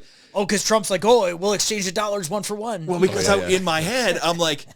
I was back to that thing from like 2020, 2022, where it's like, they could never pull that off. How could they ever make a North American Union? And now this week, I'm like, oh, they make us want it. Mm. They make it come out of somebody that we like. Mm. They make the idea so appealing, desirable, and appealing that we ask for it. You know what though? And I'm like, oh, that's how they're gonna. So that's how I feel about that whole thing. Fair. Me too. Me too. Like I'm sort of like, part of me is like, I'm interested. I was like, if Alberta was the 51st state, whatever, call me whatever you want. I don't really care. But I'm like, well, it's intriguing. Here's the problem. In history, as far back as I can tell, and maybe I need to study more history, and I haven't read enough yet, but there's never a peaceful transition of like, this province goes here, this country goes here. There's always war and bloodshed. And so that's the reluctant part of me is like, yeah, as much as I want change, like... Borders are redrawn by conquering armies. Yeah, pretty soon. Yeah. Like not treaties. That's no. Right. There's never a peaceful transition where it's like, oh, we can just be this now. Yeah, not for long, anyway. Yeah, it's always comes down to like blood. People are gonna have to die, and that's the part where I'm like, man, I'm too old for this. Well, I do get a kick out of the libertarian right. I think they call them the woke right now. I can't remember, but anyway. I wouldn't put those two words together in a sentence. It's a big thing. Is the woke? They call them the woke, right? So to be fair, the first time I ever heard libertarian described to me was that I want my gay friends to be able to protect their marijuana crops with guns. That's libertarian, and I was like, oh, I was like, okay, yeah. To a degree, it's small government, but why would we exchange big government for even bigger government? And the other thing that was one of the interesting points that I read just today was like, a recent poll in Canada shows that like 86% of people polled, which is, Vancouver, Toronto, Montreal, would have voted for Kamala Harris. Yeah. So Who? So how would that have thrown the election? So if we were a 51st state, we would have thrown that election probably in not the greatest way. So I don't think it's desirable for the U.S. to make us the 51st state if what they're trying to do is have a more free and perfect union. Well, so the more you think about it, so the U.S. is actually, in my opinion, the U.S. and actually Europe are a model for the 2030 model that they're trying to establish globally. So sure, one world government, regional governments, right? Mm-hmm. So if you look at the U.S., they've got a thin crust, and I'm contrasting Canada to the U.S. So in the U.S., they have thin crust federal overseeing state laws. State laws get very, very granular. In Canada, that crust is like this, and there's virtually nothing that's being exercised at the provincial levels. There's nothing the feds won't intercede on outside of their jurisdiction. That's right. But if you look at the U.S., firearms rights are regional, but they go by state. Well, if they could just disband the ATF, they would be. Oh, man. There's so many good things about to happen. Even recently, the government's too big when they can, mobilize against a squirrel. Right? Like Peanut the squirrel and the raccoon that they went and whacked. You're like, that's how you know the government's way too big. Or in Canada, where they're just going to hire some sharpshooters with suppressed AR-10s from helicopters to take care of some problem deer. Oh. To take, those problem deer. Yeah, Bro, they could have rented the helicopter for me and the boys, and we would have done it for I would have paid handsomely to get on that helicopter. I would have used some vacation days, right? I'll do it. I would have supplied my own ammo, man. Fuck. It's unreal. The crust that we deal with at such a high level, the thickness of our federal oversight it's gaudy. It's terrible. And you can't manage, it's the worst. I think you touched on it earlier. You can't manage New Brunswick or Southern Ontario with the same laws that apply in Alberta. We're geographically too different. And I'm not even talking about the people. Geographically, we're just way too different for the same laws to apply. When we're talking about moving product over waterways versus prairies, or there's just so many things that apply differently. You can't have federal oversight on it. It needs to be pocketed. You can't even have private, because we end up with a situation like we have with CN, where you have a single corporation or two corporations running all rail traffic east-west in Canada. That's right. They sequester a little bit north, a little bit south, but you have one dispute or one. We have these powerful oligarchs running critical infrastructure in the nation. It's well, what are they doing? Stealing and getting rich, just like the government. They're all the same. Well, it was the government, and now it's not the government. Or they're but bleeding. It's still kind of the government. Still the government. Look at who all buys all the shares, and look at who grants the. Here's a fun one that I bet you guys didn't know. Oh man, here we go. Guess who is the primary shareholder of CN Rail? You'll never get this one, but it's a good one. Paul Martin. Bill Gates. Oh, frig off. Wow. You can look that one up. Look it up. I dare you to look it up right now. It's the truth. So if you want to go down your 2030 rabbit hole, there you go, man. And I believe it. And that's just the way. He just got subpoenaed, Is it Norway? Man, either Norway or Scandinavia somewhere, Netherlands. Some European country that starts with N. I saw that, but I didn't look too deep into it. Yeah, I didn't either. Because the thing about when you're scrolling the social media, it's like, where are you going? I think where I'm going is I'm going to turn it off for an entire month in January and reset your brain. You did that actually, and and a couple years ago you shut it off. I punched out of every single group chat, every single social media. I took 30 days off for my brain. It was the best thing I ever did. I'm doing it again. It's like you can ask rebaptized. Yeah, you can ask my wife right now. Right now, I'm down this rabbit hole on YouTube videos about dudes going out in the wilderness and just building a fort and living in it. And they're just off the grid, and it's literally I'm going to cut down some trees and build this thing out of mud and sticks and just live in that fucking thing. I'm going to shoot a moose, and then I'm just going to eat moose till I'm out of it. Yeah, I think I'm part of my psyche has already exited stage left on this whole thing. It's no, we're out in the wilderness. I'm somewhere in the Yukon, probably right where my old man died. Yeah, I get it, but I wish, honestly, I wish that we could all just punch out and live free. I look at the convoy people who were able to walk away for so long from their jobs and their lives and not lose everything they had. I'm trying to figure out how that actually worked because I would love to be more, when all this kind of stuff happens, I would love to be front and center. You know what it is? Like, I think a lot of them were supported by their companies because they were supported That's true, by, they were supported private corporately. business. Yeah. They, a lot of them came from small business, whereas like, oh, you're going to go to Ottawa take the truck, take the best one. Yeah. You know, like, all the fuel's on the company card. We're paying for all your days. Like you buy that bouncy castle. Yeah, exactly. Yeah, literally. Because the country was behind it and small business was behind it. That's what allowed it to succeed. Because we're the ones as much as a supporter of that whole thing, the one thing that kind of blew my mind is like, could you imagine being like someone in charge of the security of the nation's capital and just seeing all this traffic rolling in, and all it would have taken is one bad actor with something in his fucking truck. Oh, totally. Yeah. I would have been pulling my fucking hair out and deploying every freaking guy I could get my hands on too, man. But I think it really shows. All it would have taken is one trailer with something in it, man. If you were wondering what our national identity is, I think that it was showcased by the Freedom Convoy. I would like to think so. Is you saw all these people from all these different backgrounds get together peacefully, and there was no terrorism. There was no Nazis. There was no like all the stuff that the government like planted their own people. Yeah, look it up, bitches on X. But I agree with you, but I think that's new. Like I don't think that's embedded. It's definitely not embedded in us as kids. No, like, they finally drove us to that. They point. drove us to the brink. Yes. So, and that's what society became in the moment. We're not taught to be those people. Right. So here's a good question for you. That came from necessity. Do you think that in the next few days when Trudeau prorogues Parliament and shuts it down for a year? Oh, well, hang on. One of his boyfriends said he's actually planning on stepping down. Gerald Butts, said he's planning on stepping down here right away. What? I'm really going to have to edit this thing out. That's from Gerald. For it to be fucking, for it to be relevant. Pardon me. So what do you say? Don't finish this thought?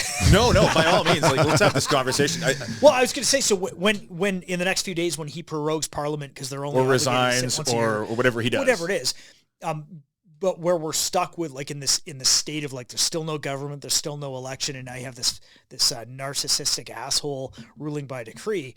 There has been a lot of talk of another Freedom Convoy like forming and descending on the Capitol because the people will not tolerate this. You know, there's been talk of a few over the last few years. I think one of the interesting things is when you look at where that originated from. Like it originated from here. Yes. Mm. Yeah. Like specifically right here. Yeah.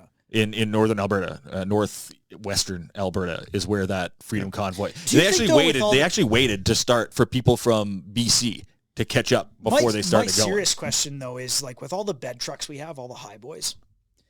Do you think that if it was all high boys, like Texas bed trucks with trebuchets and catapults, that's the way it should be done next time? Like just knock that building down and be done with it. Yeah, like old school like torch pitchfork. Yeah, I think I don't know if we have to. I want a fork pitch. Yeah, I don't know. Catapults, flaming boulders, like some big orc. Yeah, there's a lot of things that could be done there. I just think that when we look at that, and like you said, when we say it originated here, it originated from Alberta. Yeah, that's where that, call it fire in the belly, came from. We have customers like locally here, lots of customers. Who were able to walk away, and they were there from day one till day end. And they've got a lot to say about what they saw down there that was never reported. They got it's a lot of interesting conversations we see at the counter. I'm not going to go into any depth on it, for sure. But I think you're right in that this is something new, and I think what's happening in Alberta right now is something new within Canada. Yes, I think, and we've had this conversation multiple times before about how this area is.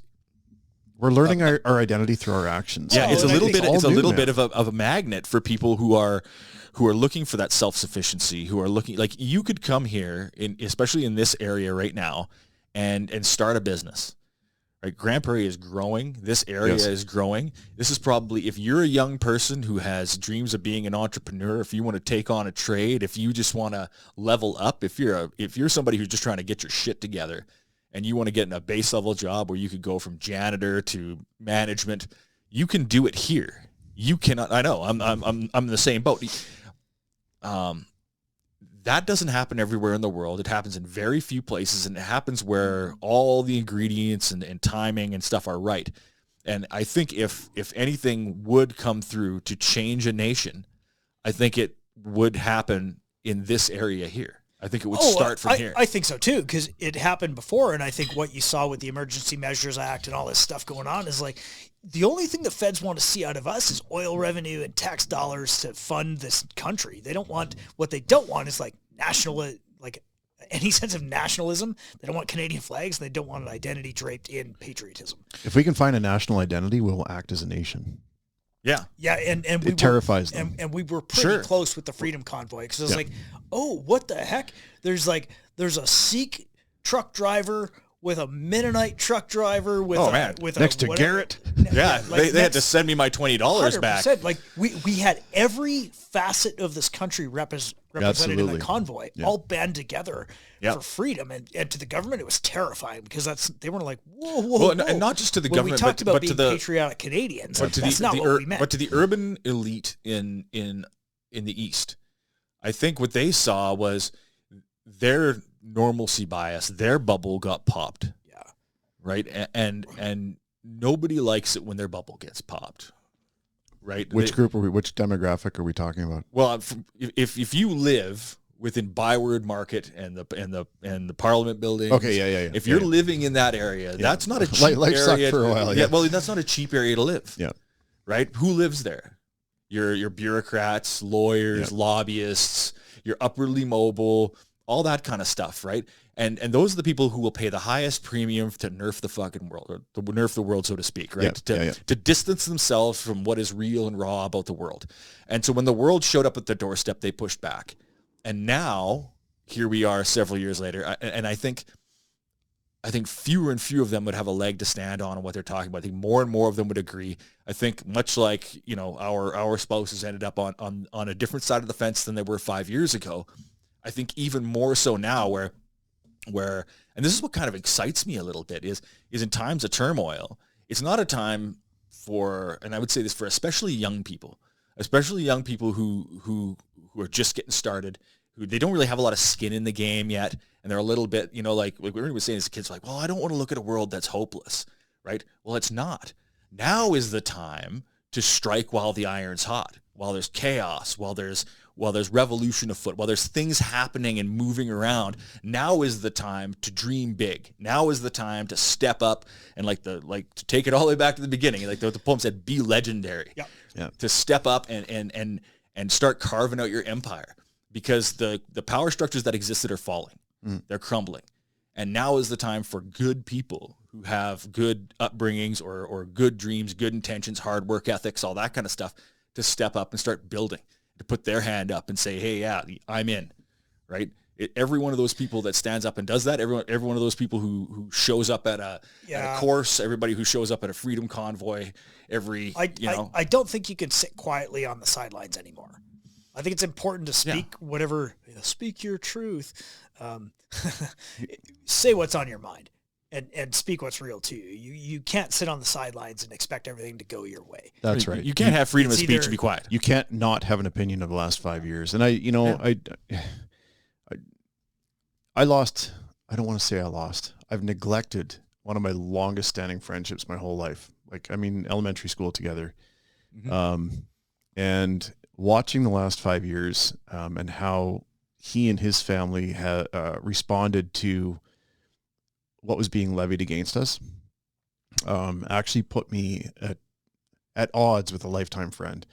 And we haven't confronted one another about it. We haven't had the conversation because I fear it, honestly.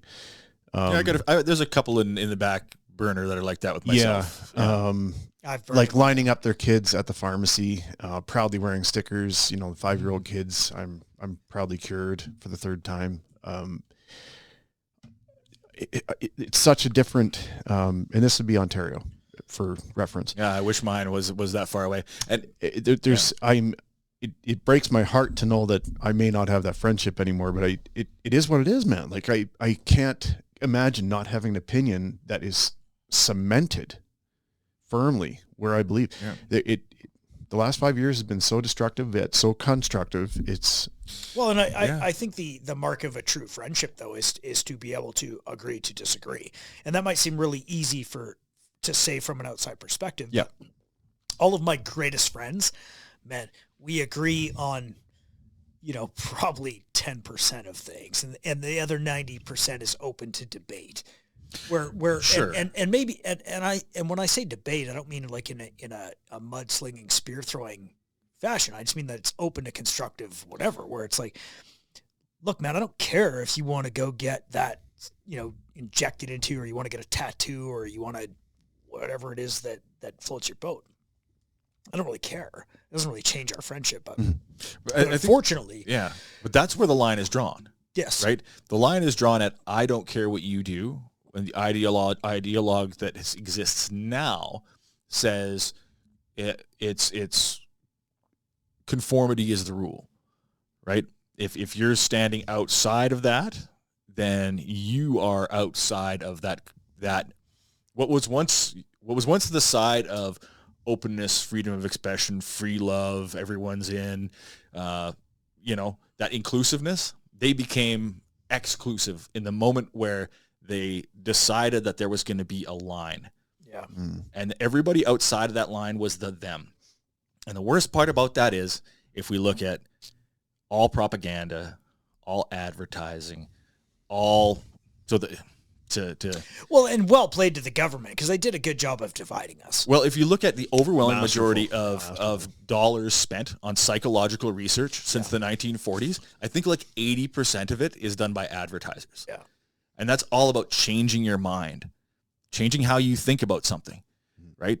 Pepsi and Coke had a war, not because their Pepsi was opposed to Coke, but because they both wanted to sell something, right? So the moment they put in a false division and they can create that thing, you against me, us against them, that thing that we can dehumanize somebody for, then we get traction, right? Yep.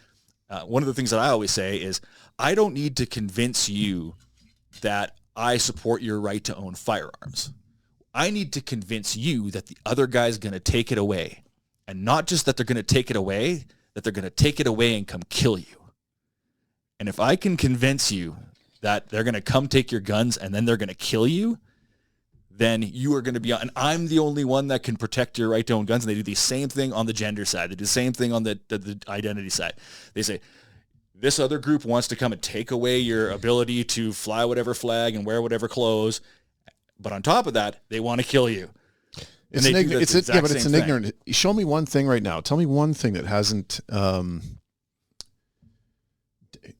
Legit. Show me one thing right now that has not already occurred in history, and we're just blind to it. Or our shirt. Like that's our problem in society, is that our short-term memories are going to kill us. Sure. Well, they almost did already. Yeah. History's run by the victors, right? Yeah. So show me one thing right now that hasn't already occurred in history. Like, and I'm talking like gender ideology, like all of it. Like, this is all repeat. This is all recycled stuff. That's why everyone's studying the Roman Empire. We're like, well, we're almost not even have to go that far back. We can go back to the 1930s Germany. Right? Thank you. Sure. Yep. Yeah, that's where I was headed. Yeah. Like Lucas reads a lot more history than I do, so he's one of those guys. I'm good about Germany, like 1930. He's big on the Roman Empire. Yeah.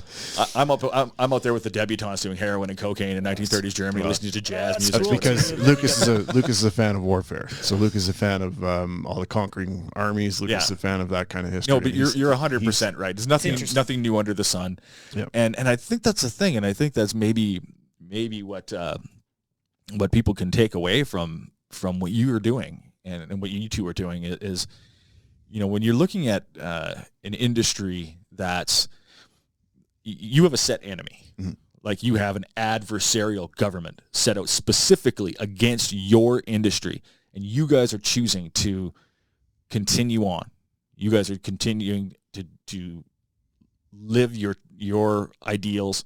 You're going to run your business, and you're going to fight back by what means are available to you. Mm-hmm. And now, would it be wrong to say, like, if you could see growth in your industry, where would it be as of right now? If there was an opportunity under the current rules, like if we had regime change and things self-corrected. I guess what I'm asking, is there anything out of all this, aside from massive governmental change overnight, is there anything that gives you hope or makes you look at this industry, this endeavor that you guys have set out upon, that's going to keep you going into the next thing? Yeah. People like Ernie Doble.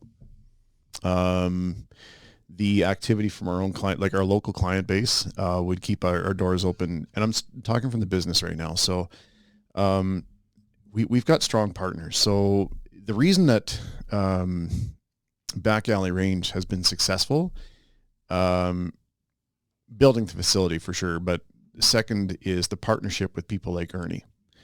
Ernie has built something.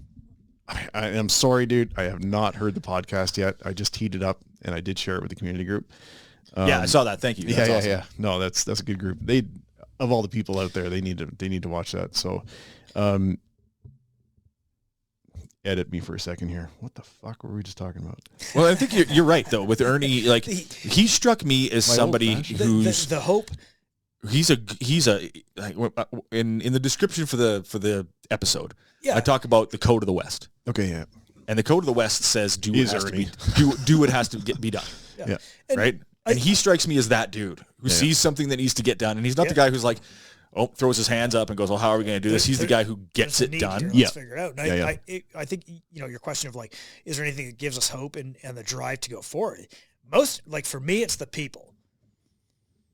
Like right away, I told you about Earl. He's emailing, like, what are we going to do? Sit around and cry? Or are we going to do this? So, yeah, we're going to do it. And guess what? Our customers, our clients, our friends, they're all down too. So I think we talked about this. Yeah, it would be easy. You're doing a lever gun course this year, Dave, so you know. We'll get to that in a minute. I think it would be easy to not carry on. It'd be easy to be like, you know what? I'm done with this shit. Fold up shop. I can't write another lesson plan. Like, by the way, I'm halfway through a wicked lesson plan for carbine that was like, I was like brainstorming this since last summer, and I just like had to fold it up and shelf it. But I think that, what gives me hope is like the people coming in and they're like, you know what? This is BS. I don't care. Like, what are we doing? Like they're still down to party, man. It's kind of the whole like, hey, we're going to do something and I can't tell you anything, whatever. It's like, whose car are we taking? Yeah. That's our customer base, man. It is. Like, I love our bubble. They are still down to party. And, we're getting old too. I'm like, I was thinking about the other day, like, where are all the guys in their 30s that should be doing what we're doing now? We used to be, honestly. We used to be, and it's kind of like there's a bit of a weird gap in the training end of things. But I think like what gives me hope? All the customers, all the people, all of our recurring clientele that are like they still want to do it, and they don't care what it is. They're still going to pony up and do it. No, I like that. I like that idea. I mean, you're a business-minded guy. You're very practical, and when you guys both answer with what keeps you going is the people, then it leads me to believe that you guys are doing these things for the right reasons, because I think that's what it comes down to. And I mean, this podcast and everything, that's the whole reason. It was the people, right? I'm terrible at self-promotion, and what I'm promoting is... We share the same problem. Yeah, it's an animal, and the thing that I'm promoting no one wants. So it's like... Whoa, you're promoting freedom of speech. Well, that's part of it. I mean, there's a bigger picture to it, right? But when you look at who it affects and what the possible benefits are, and you can take it down to the individual who walks in and walks through the door, or the relationship that you can develop, that's real strength. If you're not looking at it as the next, whiz bang gizmo that you can sell because somebody found a loophole and whatever, then I think you're looking at it the right way. And I think if we believe that, times of turmoil brew times of opportunity, then you guys are keeping the door open for young people to come at this and not lose hope, to not look at it and say it's totally hopeless, to say that, hey, look, there's ways to keep your freedom. There's ways to keep your rights. There's ways to fight for your rights. There's ways to continue on. Talking about a lever gun course, and Lucas and I were talking about this. Lever guns will teach you two things that a lot of other shooting won't: offhand shooting and iron sight shooting. Yeah, right. Because almost all lever gun shooting is done either off of a kneeling or a standing position. It's almost all done offhand because you're not putting a bipod, and a lot of the time you're not putting an optic on that lever gun. Yeah. So you're getting some really good. It's old school. No, old man. school Yeah, rifle. you're doing like the manual arms, like you're crunching just like shotgun, man. Like keep that That's just thing it. fed. It's very much like shotgun. Yeah, Right? yeah, If you're running that side gate, like it's kind of the same thing, right? Point the bead, boom. Yeah, I mean, there's a lot to be said for it, right? Don't get me wrong. And those cowboy action guys have been doing it for like 200 fucking years. So excuse me, so 200 years. So I mean, there's got to be something to it, right? Yeah. I just don't see how they prohibit like my old, the old smoke wagon, or even like the 50 cal black powder gets prohibited with everything. I was like, what? I can't take the old stick gun out and shoot. There's a Tim Kennedy did a post here maybe a year ago about the rifle that he brought back from Afghanistan. Yeah. Fantastic. Everybody should look that up. So basically, we talk and joke about lever guns, but when the world ended in 2020, the first ammunition category that we sold out of was 30-30. I heard that. For a bunch of people. Yeah. And I was floored. I mean, quickly, it was 223 after that, but the was shortly thereafter, I was just getting into lever guns, stocked, and I couldn't find 30-30. Every guide gun out there, every dude has a 30-30, and when things locked down, 30-30 was that entire wall of 30-30 was gone. Yeah, I actually had a bit of a brisk business there privately. Yeah. I called it repatriating 30-30 lever guns back to Alberta. I was buying them in Ontario and Quebec. Yeah. For like a grand, I love it, man. a grand a piece. Yeah. Like unshot with like Winchester angle ejects and stuff like that, and selling them through Barton's a big country, for a healthy profit. I ended up with a free lever gun out of the whole deal. Like probably a half dozen of those things. But guys in the out east were like, I've got this old deer rifle that I never shoot anymore. Like my dad gave it to me. Like I'll give you $1,100 for it. They're like sold. I would hear them like 1,600, 15, 16, 1,700. Like there's just a hunger for that kind of stuff out here. Well, the Kennedy reference was like in that video. I'll summarize, but you should still watch it, everybody. He managed to bring back a rifle from Afghanistan from somebody that he had actually killed from distance, and it dawned on him that they've been able to fend off the Russian army, like basically every army up until today. Yep. With the simplest, I can't remember the model. Do you remember the model? It was some old bolt gun, man. Probably some old Mauser action. Yeah, and that's why they call it the graveyard of empires. But exactly. And this man that he killed, he was able to bring back that firearm after he confirmed the kill, as this symbol of what you can do. Was it an SVT-40? Because that's a semi-auto, not a bolt gun. That's right? Visually, that's what I'm picturing. But he does specify the model. I can't recall it off the top. I know of what my you're head, talking about. I've seen the video. Yeah. But it symbolizes what a group of people are able to do when they've got the drive to do it. Yeah, and I think that's where we are. I think we're kind of masters of our own destiny. I think history is written by those who show up, and I think here where we are right now in this time, like if you're looking out at the government's crumbling, your social fabric is stretched, if not torn, in most places, and things look hopeless, then I mean, obviously I'm a person of faith, and I'll tell you where to look. You need Jesus, but I mean, that's a time where hope exists the most. That's a time where your efforts mean the most. And if you're doing, I'll take it back to old Jordan Peterson, like clean your room, make your bed, get your body in shape, get your finances right, effective discipline, get your head straight, and then start looking around where you can help. Right, help yourself first, and then start looking, because I think you end up with these exponential returns on what you're doing in times like these. Like, I mean, it's much better to than sitting around and playing video games, or much better than sitting around and just kind of throwing your hands up in the air and saying, it's all over, why bother? I think that there's people out there like you guys. I think there's people out there like guys like Ernie who are, been around a little bit, seen some hardship in life, and can say, hey, look, things look rough now, but the rougher it gets, what you invest now will pay back exponentially in the future. Yeah, I agree. I got to watch. Yeah, I need to watch his interview because Ernie's been through a lot. We didn't get too deep into it. It was one of those things like in all of the episodes we do, I don't really like to call them interviews. They're just kind of conversations. Yeah. But I come away, because I basically watch the whole thing 2 or 3 times over as I edit. And in my head, I go, oh, I would have liked to ask this. I would have liked to chase that rabbit down a little further, or I would have liked to,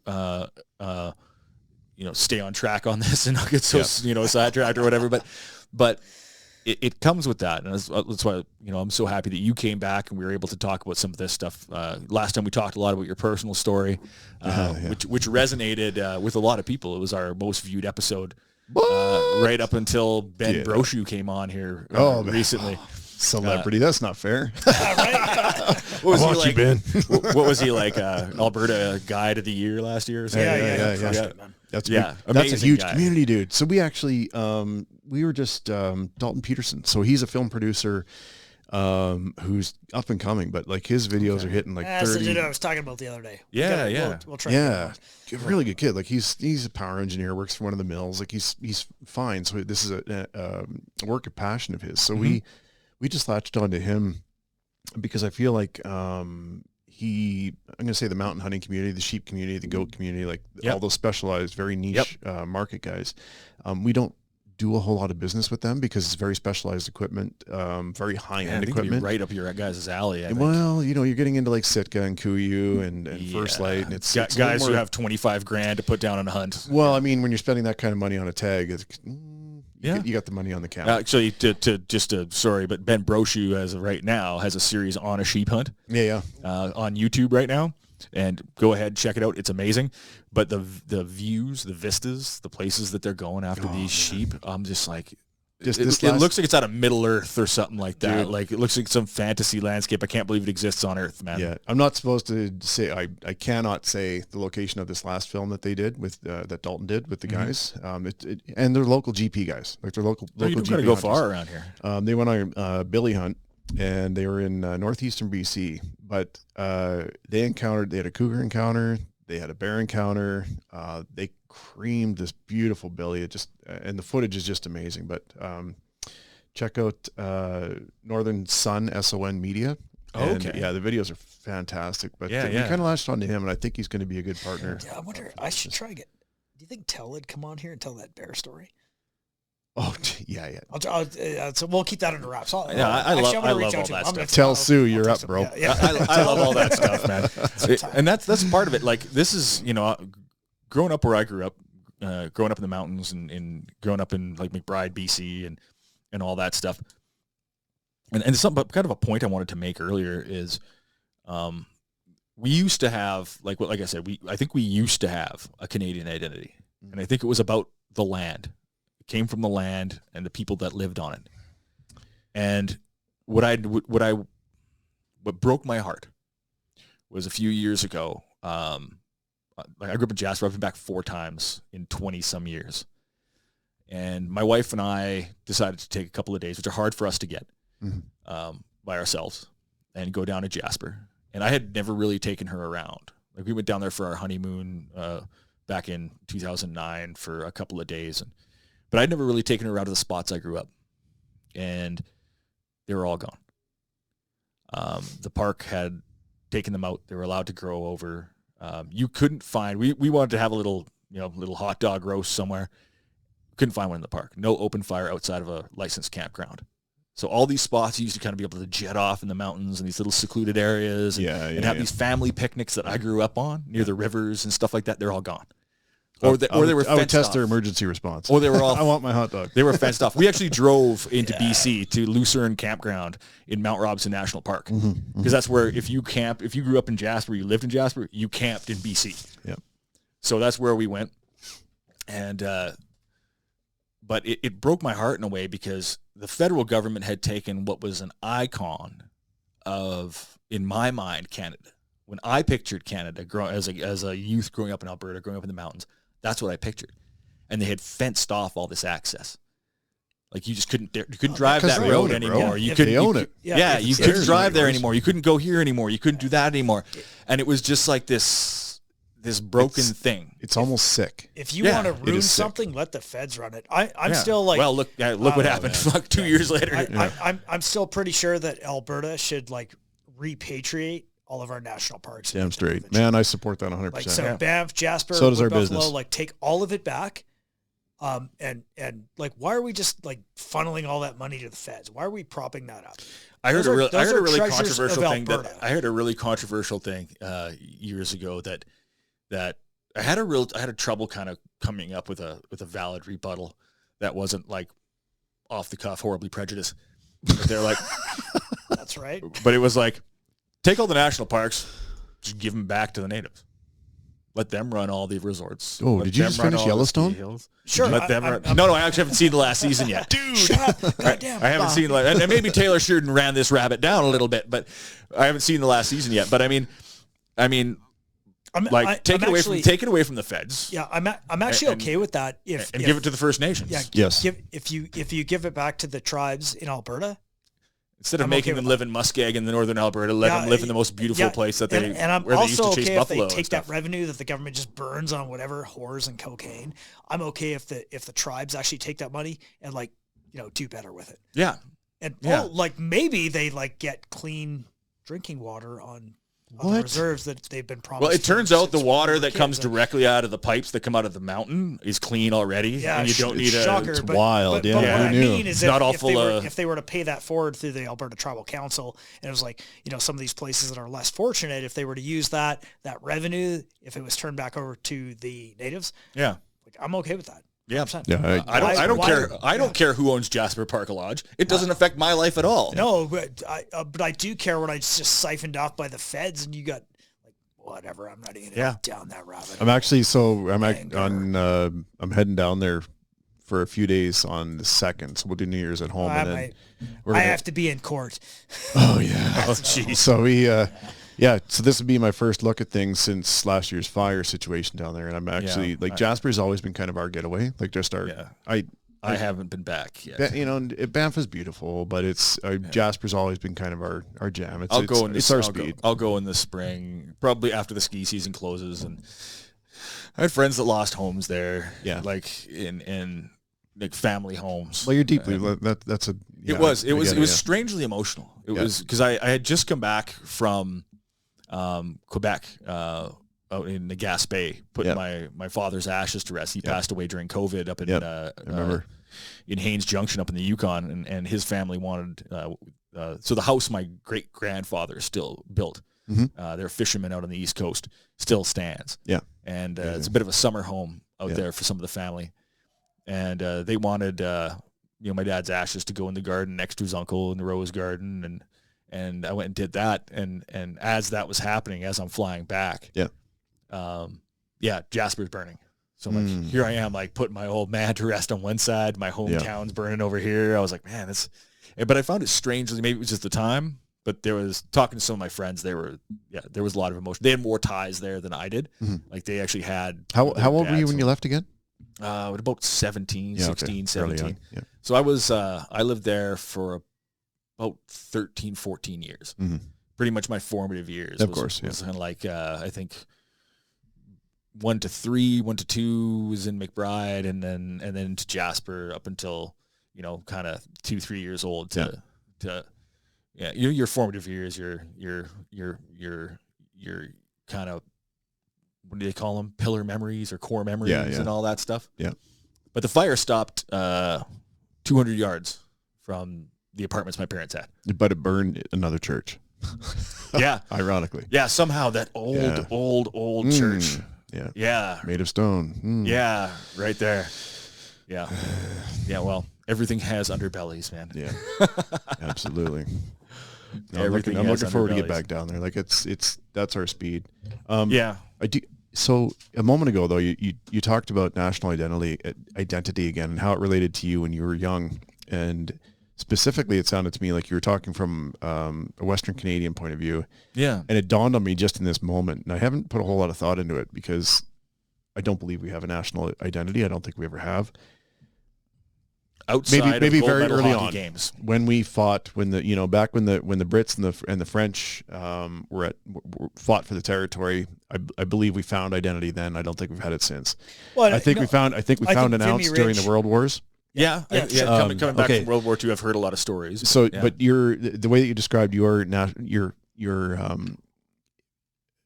feeling of national identity as a young man, instantly resounded with me, but from an Eastern Canadian perspective. So you were talking about the mountains and the landscape and all that kind of stuff. We're ocean-bound people back home, and we have a very regionalized identity, but we certainly don't have this Canadian identity. And I would argue that few people would. You've got anyone that's born and raised in the prairies, they know the prairies, they're prairie folk. Anybody Western Canadian, I'm going to say, probably Alberta, BC. I'm going to actually specifically Northern BC, specifically Prince George North, and Alberta. They probably resonate quite a bit. Yeah. Quebec, Ontario is definitely its own jam. New Brunswick's kind of, and I'm saying this because I've lived east to west. I kind of have an idea. Yeah. Maritimes would encompass Nova Scotia, which includes Cape Breton. You're not your own province. Whatever, but like Prince Edward Island, Newfoundland, I like to think Labrador, there's some story there. Yeah, we're the Maritimers. You know what I mean? Like, born and raised Maritimes. I understand how they identify, and it's certainly not resonating in Western Canada. Yeah, it just doesn't. Here's one for you.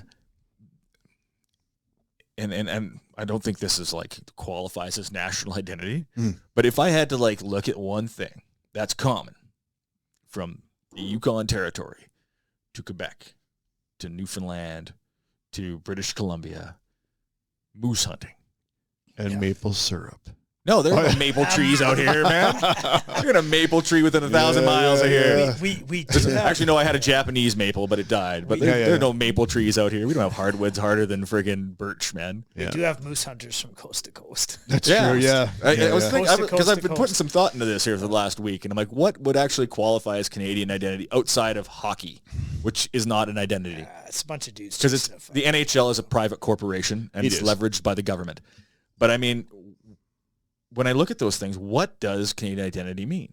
It means these heritage activities, which were part of the Canadian identity, which were cut out, which were purposely taken away from people because they were unsavory, because they involved rugged individualism, nonconformity, people going out and establishing new territory and exploring and doing these things. And I think we did have one at one point, a rough one, like a rough outline of what we might be called a Canadian identity. But I think our Canadian identity, and I don't want to cut your thought off for a sec, but you're better at retaining it than I am. I think our Canadian, man, that's why I have this paper and this pen, man. Fair enough. I think our Canadian identity is deeply rooted, and I'm talking about like originally, like our actual Canadian identity from where we're from, follows the St. Lawrence River. Sure. So if you follow the St. Lawrence River, that is the Maritimes, it is Quebec, it is Ontario. Like we're Jacques Cartier. That is where we came from. The Western provinces came later. Yeah. That's when the date rape started. I'd argue Newfoundland as well. I think that they've been hosed. Yeah, later with the fisheries and all that stuff. Absolutely. But if Quebec is such an interesting province for us because we deal with so much friggin' fraud out of that place. It's ridiculous. Like Quebec legitimately has more cyber and online fraud. Yeah. Virtually, I gotta say, like, bro, when I brought that up with the thing, demographics. If you ask AI why that is, I can't talk about it here because this is get banned. Like, well, Quebec as a reasons. business, Quebec is horrible to deal with because virtually every purchase that we see online is fraudulent. You know what it is? It is it's not a bunch of rural Quebecers living in small towns doing it. No. It's people taking advantage of the system who aren't really Quebecers.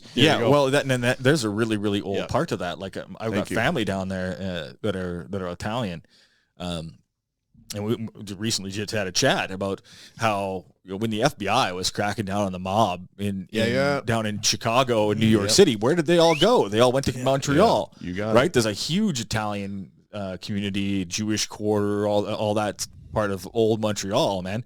And all those made men just showed up. Started running things and went from, hey, down here, because of the way the laws are, we can't run for government.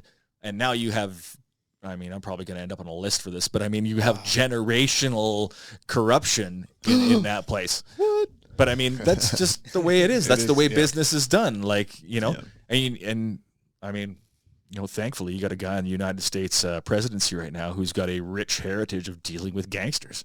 Do you know how big knowing how to deal with gangsters. Do you know how big Saputo Foods is? Don't even get me started on the dairy cartel. Yeah. Right? Like, that's what it is. The crazy story, and I don't know how true this is. I'd like to run this down a little bit, but I read quite a while ago about how when Trump was building buildings in the 80s, 70s and 80s in New York City, and there was interviews with mobsters that were getting rolled up by the FBI. And a lot of them were asking, like, who's dirty, right? Who's dirty in the construction industry? And a lot of them was like, is Trump dirty? Is Trump dirty? Is Trump dirty? And the resounding reply from these mobsters was, no one can get close to him. We can't send a guy into him because we know he's going to say no. They know he won't do business with us. And again, this is, you know, internet conjecture, but that Trump's family had some inroads with the FBI, and that there was actually some FBI handlers that were visiting the, you know, Trump Towers and stuff like that on a fairly regular basis, and that the mob wouldn't have anything to do with him because Trump was backed by the feds, that he wouldn't roll, so he wouldn't bow down to any of the gangsters, and he also was, you know, not saying he was a Fed guy, but the Fed don't like him now because they tried to fucking bury him. His family is pretty deep in the government side. But, so I don't know. I think I said when we first opened, I think there's a lot of things that are scripted that are unraveling right now, and I think a lot of things are coming from the playbook. Have a look at. I'm not saying anything except the names, so you guys can all do your homework. Whoever's watching, take a look at Jared Kushner. Okay. And who he is, where his ties lie, and how he plays into the Trump family. And it could be, if you are willing to receive different insights or change your perspective. I think I know where you're going with this a little bit. I don't know enough about it to speak on it. There's a reason why short-lived mob money never appealed to Donald Trump. Yeah.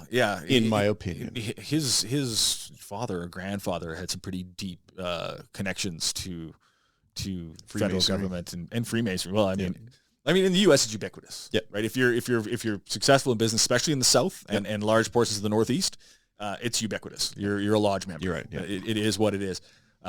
I did have some friends of mine that moved from Canada down there, and I remember some friends of mine were going down that Freemason rabbit hole about this and that, and he's like, dude, down here everybody's a Freemason. Like, everybody's a member of some lodge or some fraternal organization. Oh, dude, like I was raised in the Mormon Church. The Mormon Church is built by Freemasons. Oh, well, like Joseph Smith, Freemason. That's a whole other podcast. Absolutely. We didn't even get to the drones yet. You know what, dude?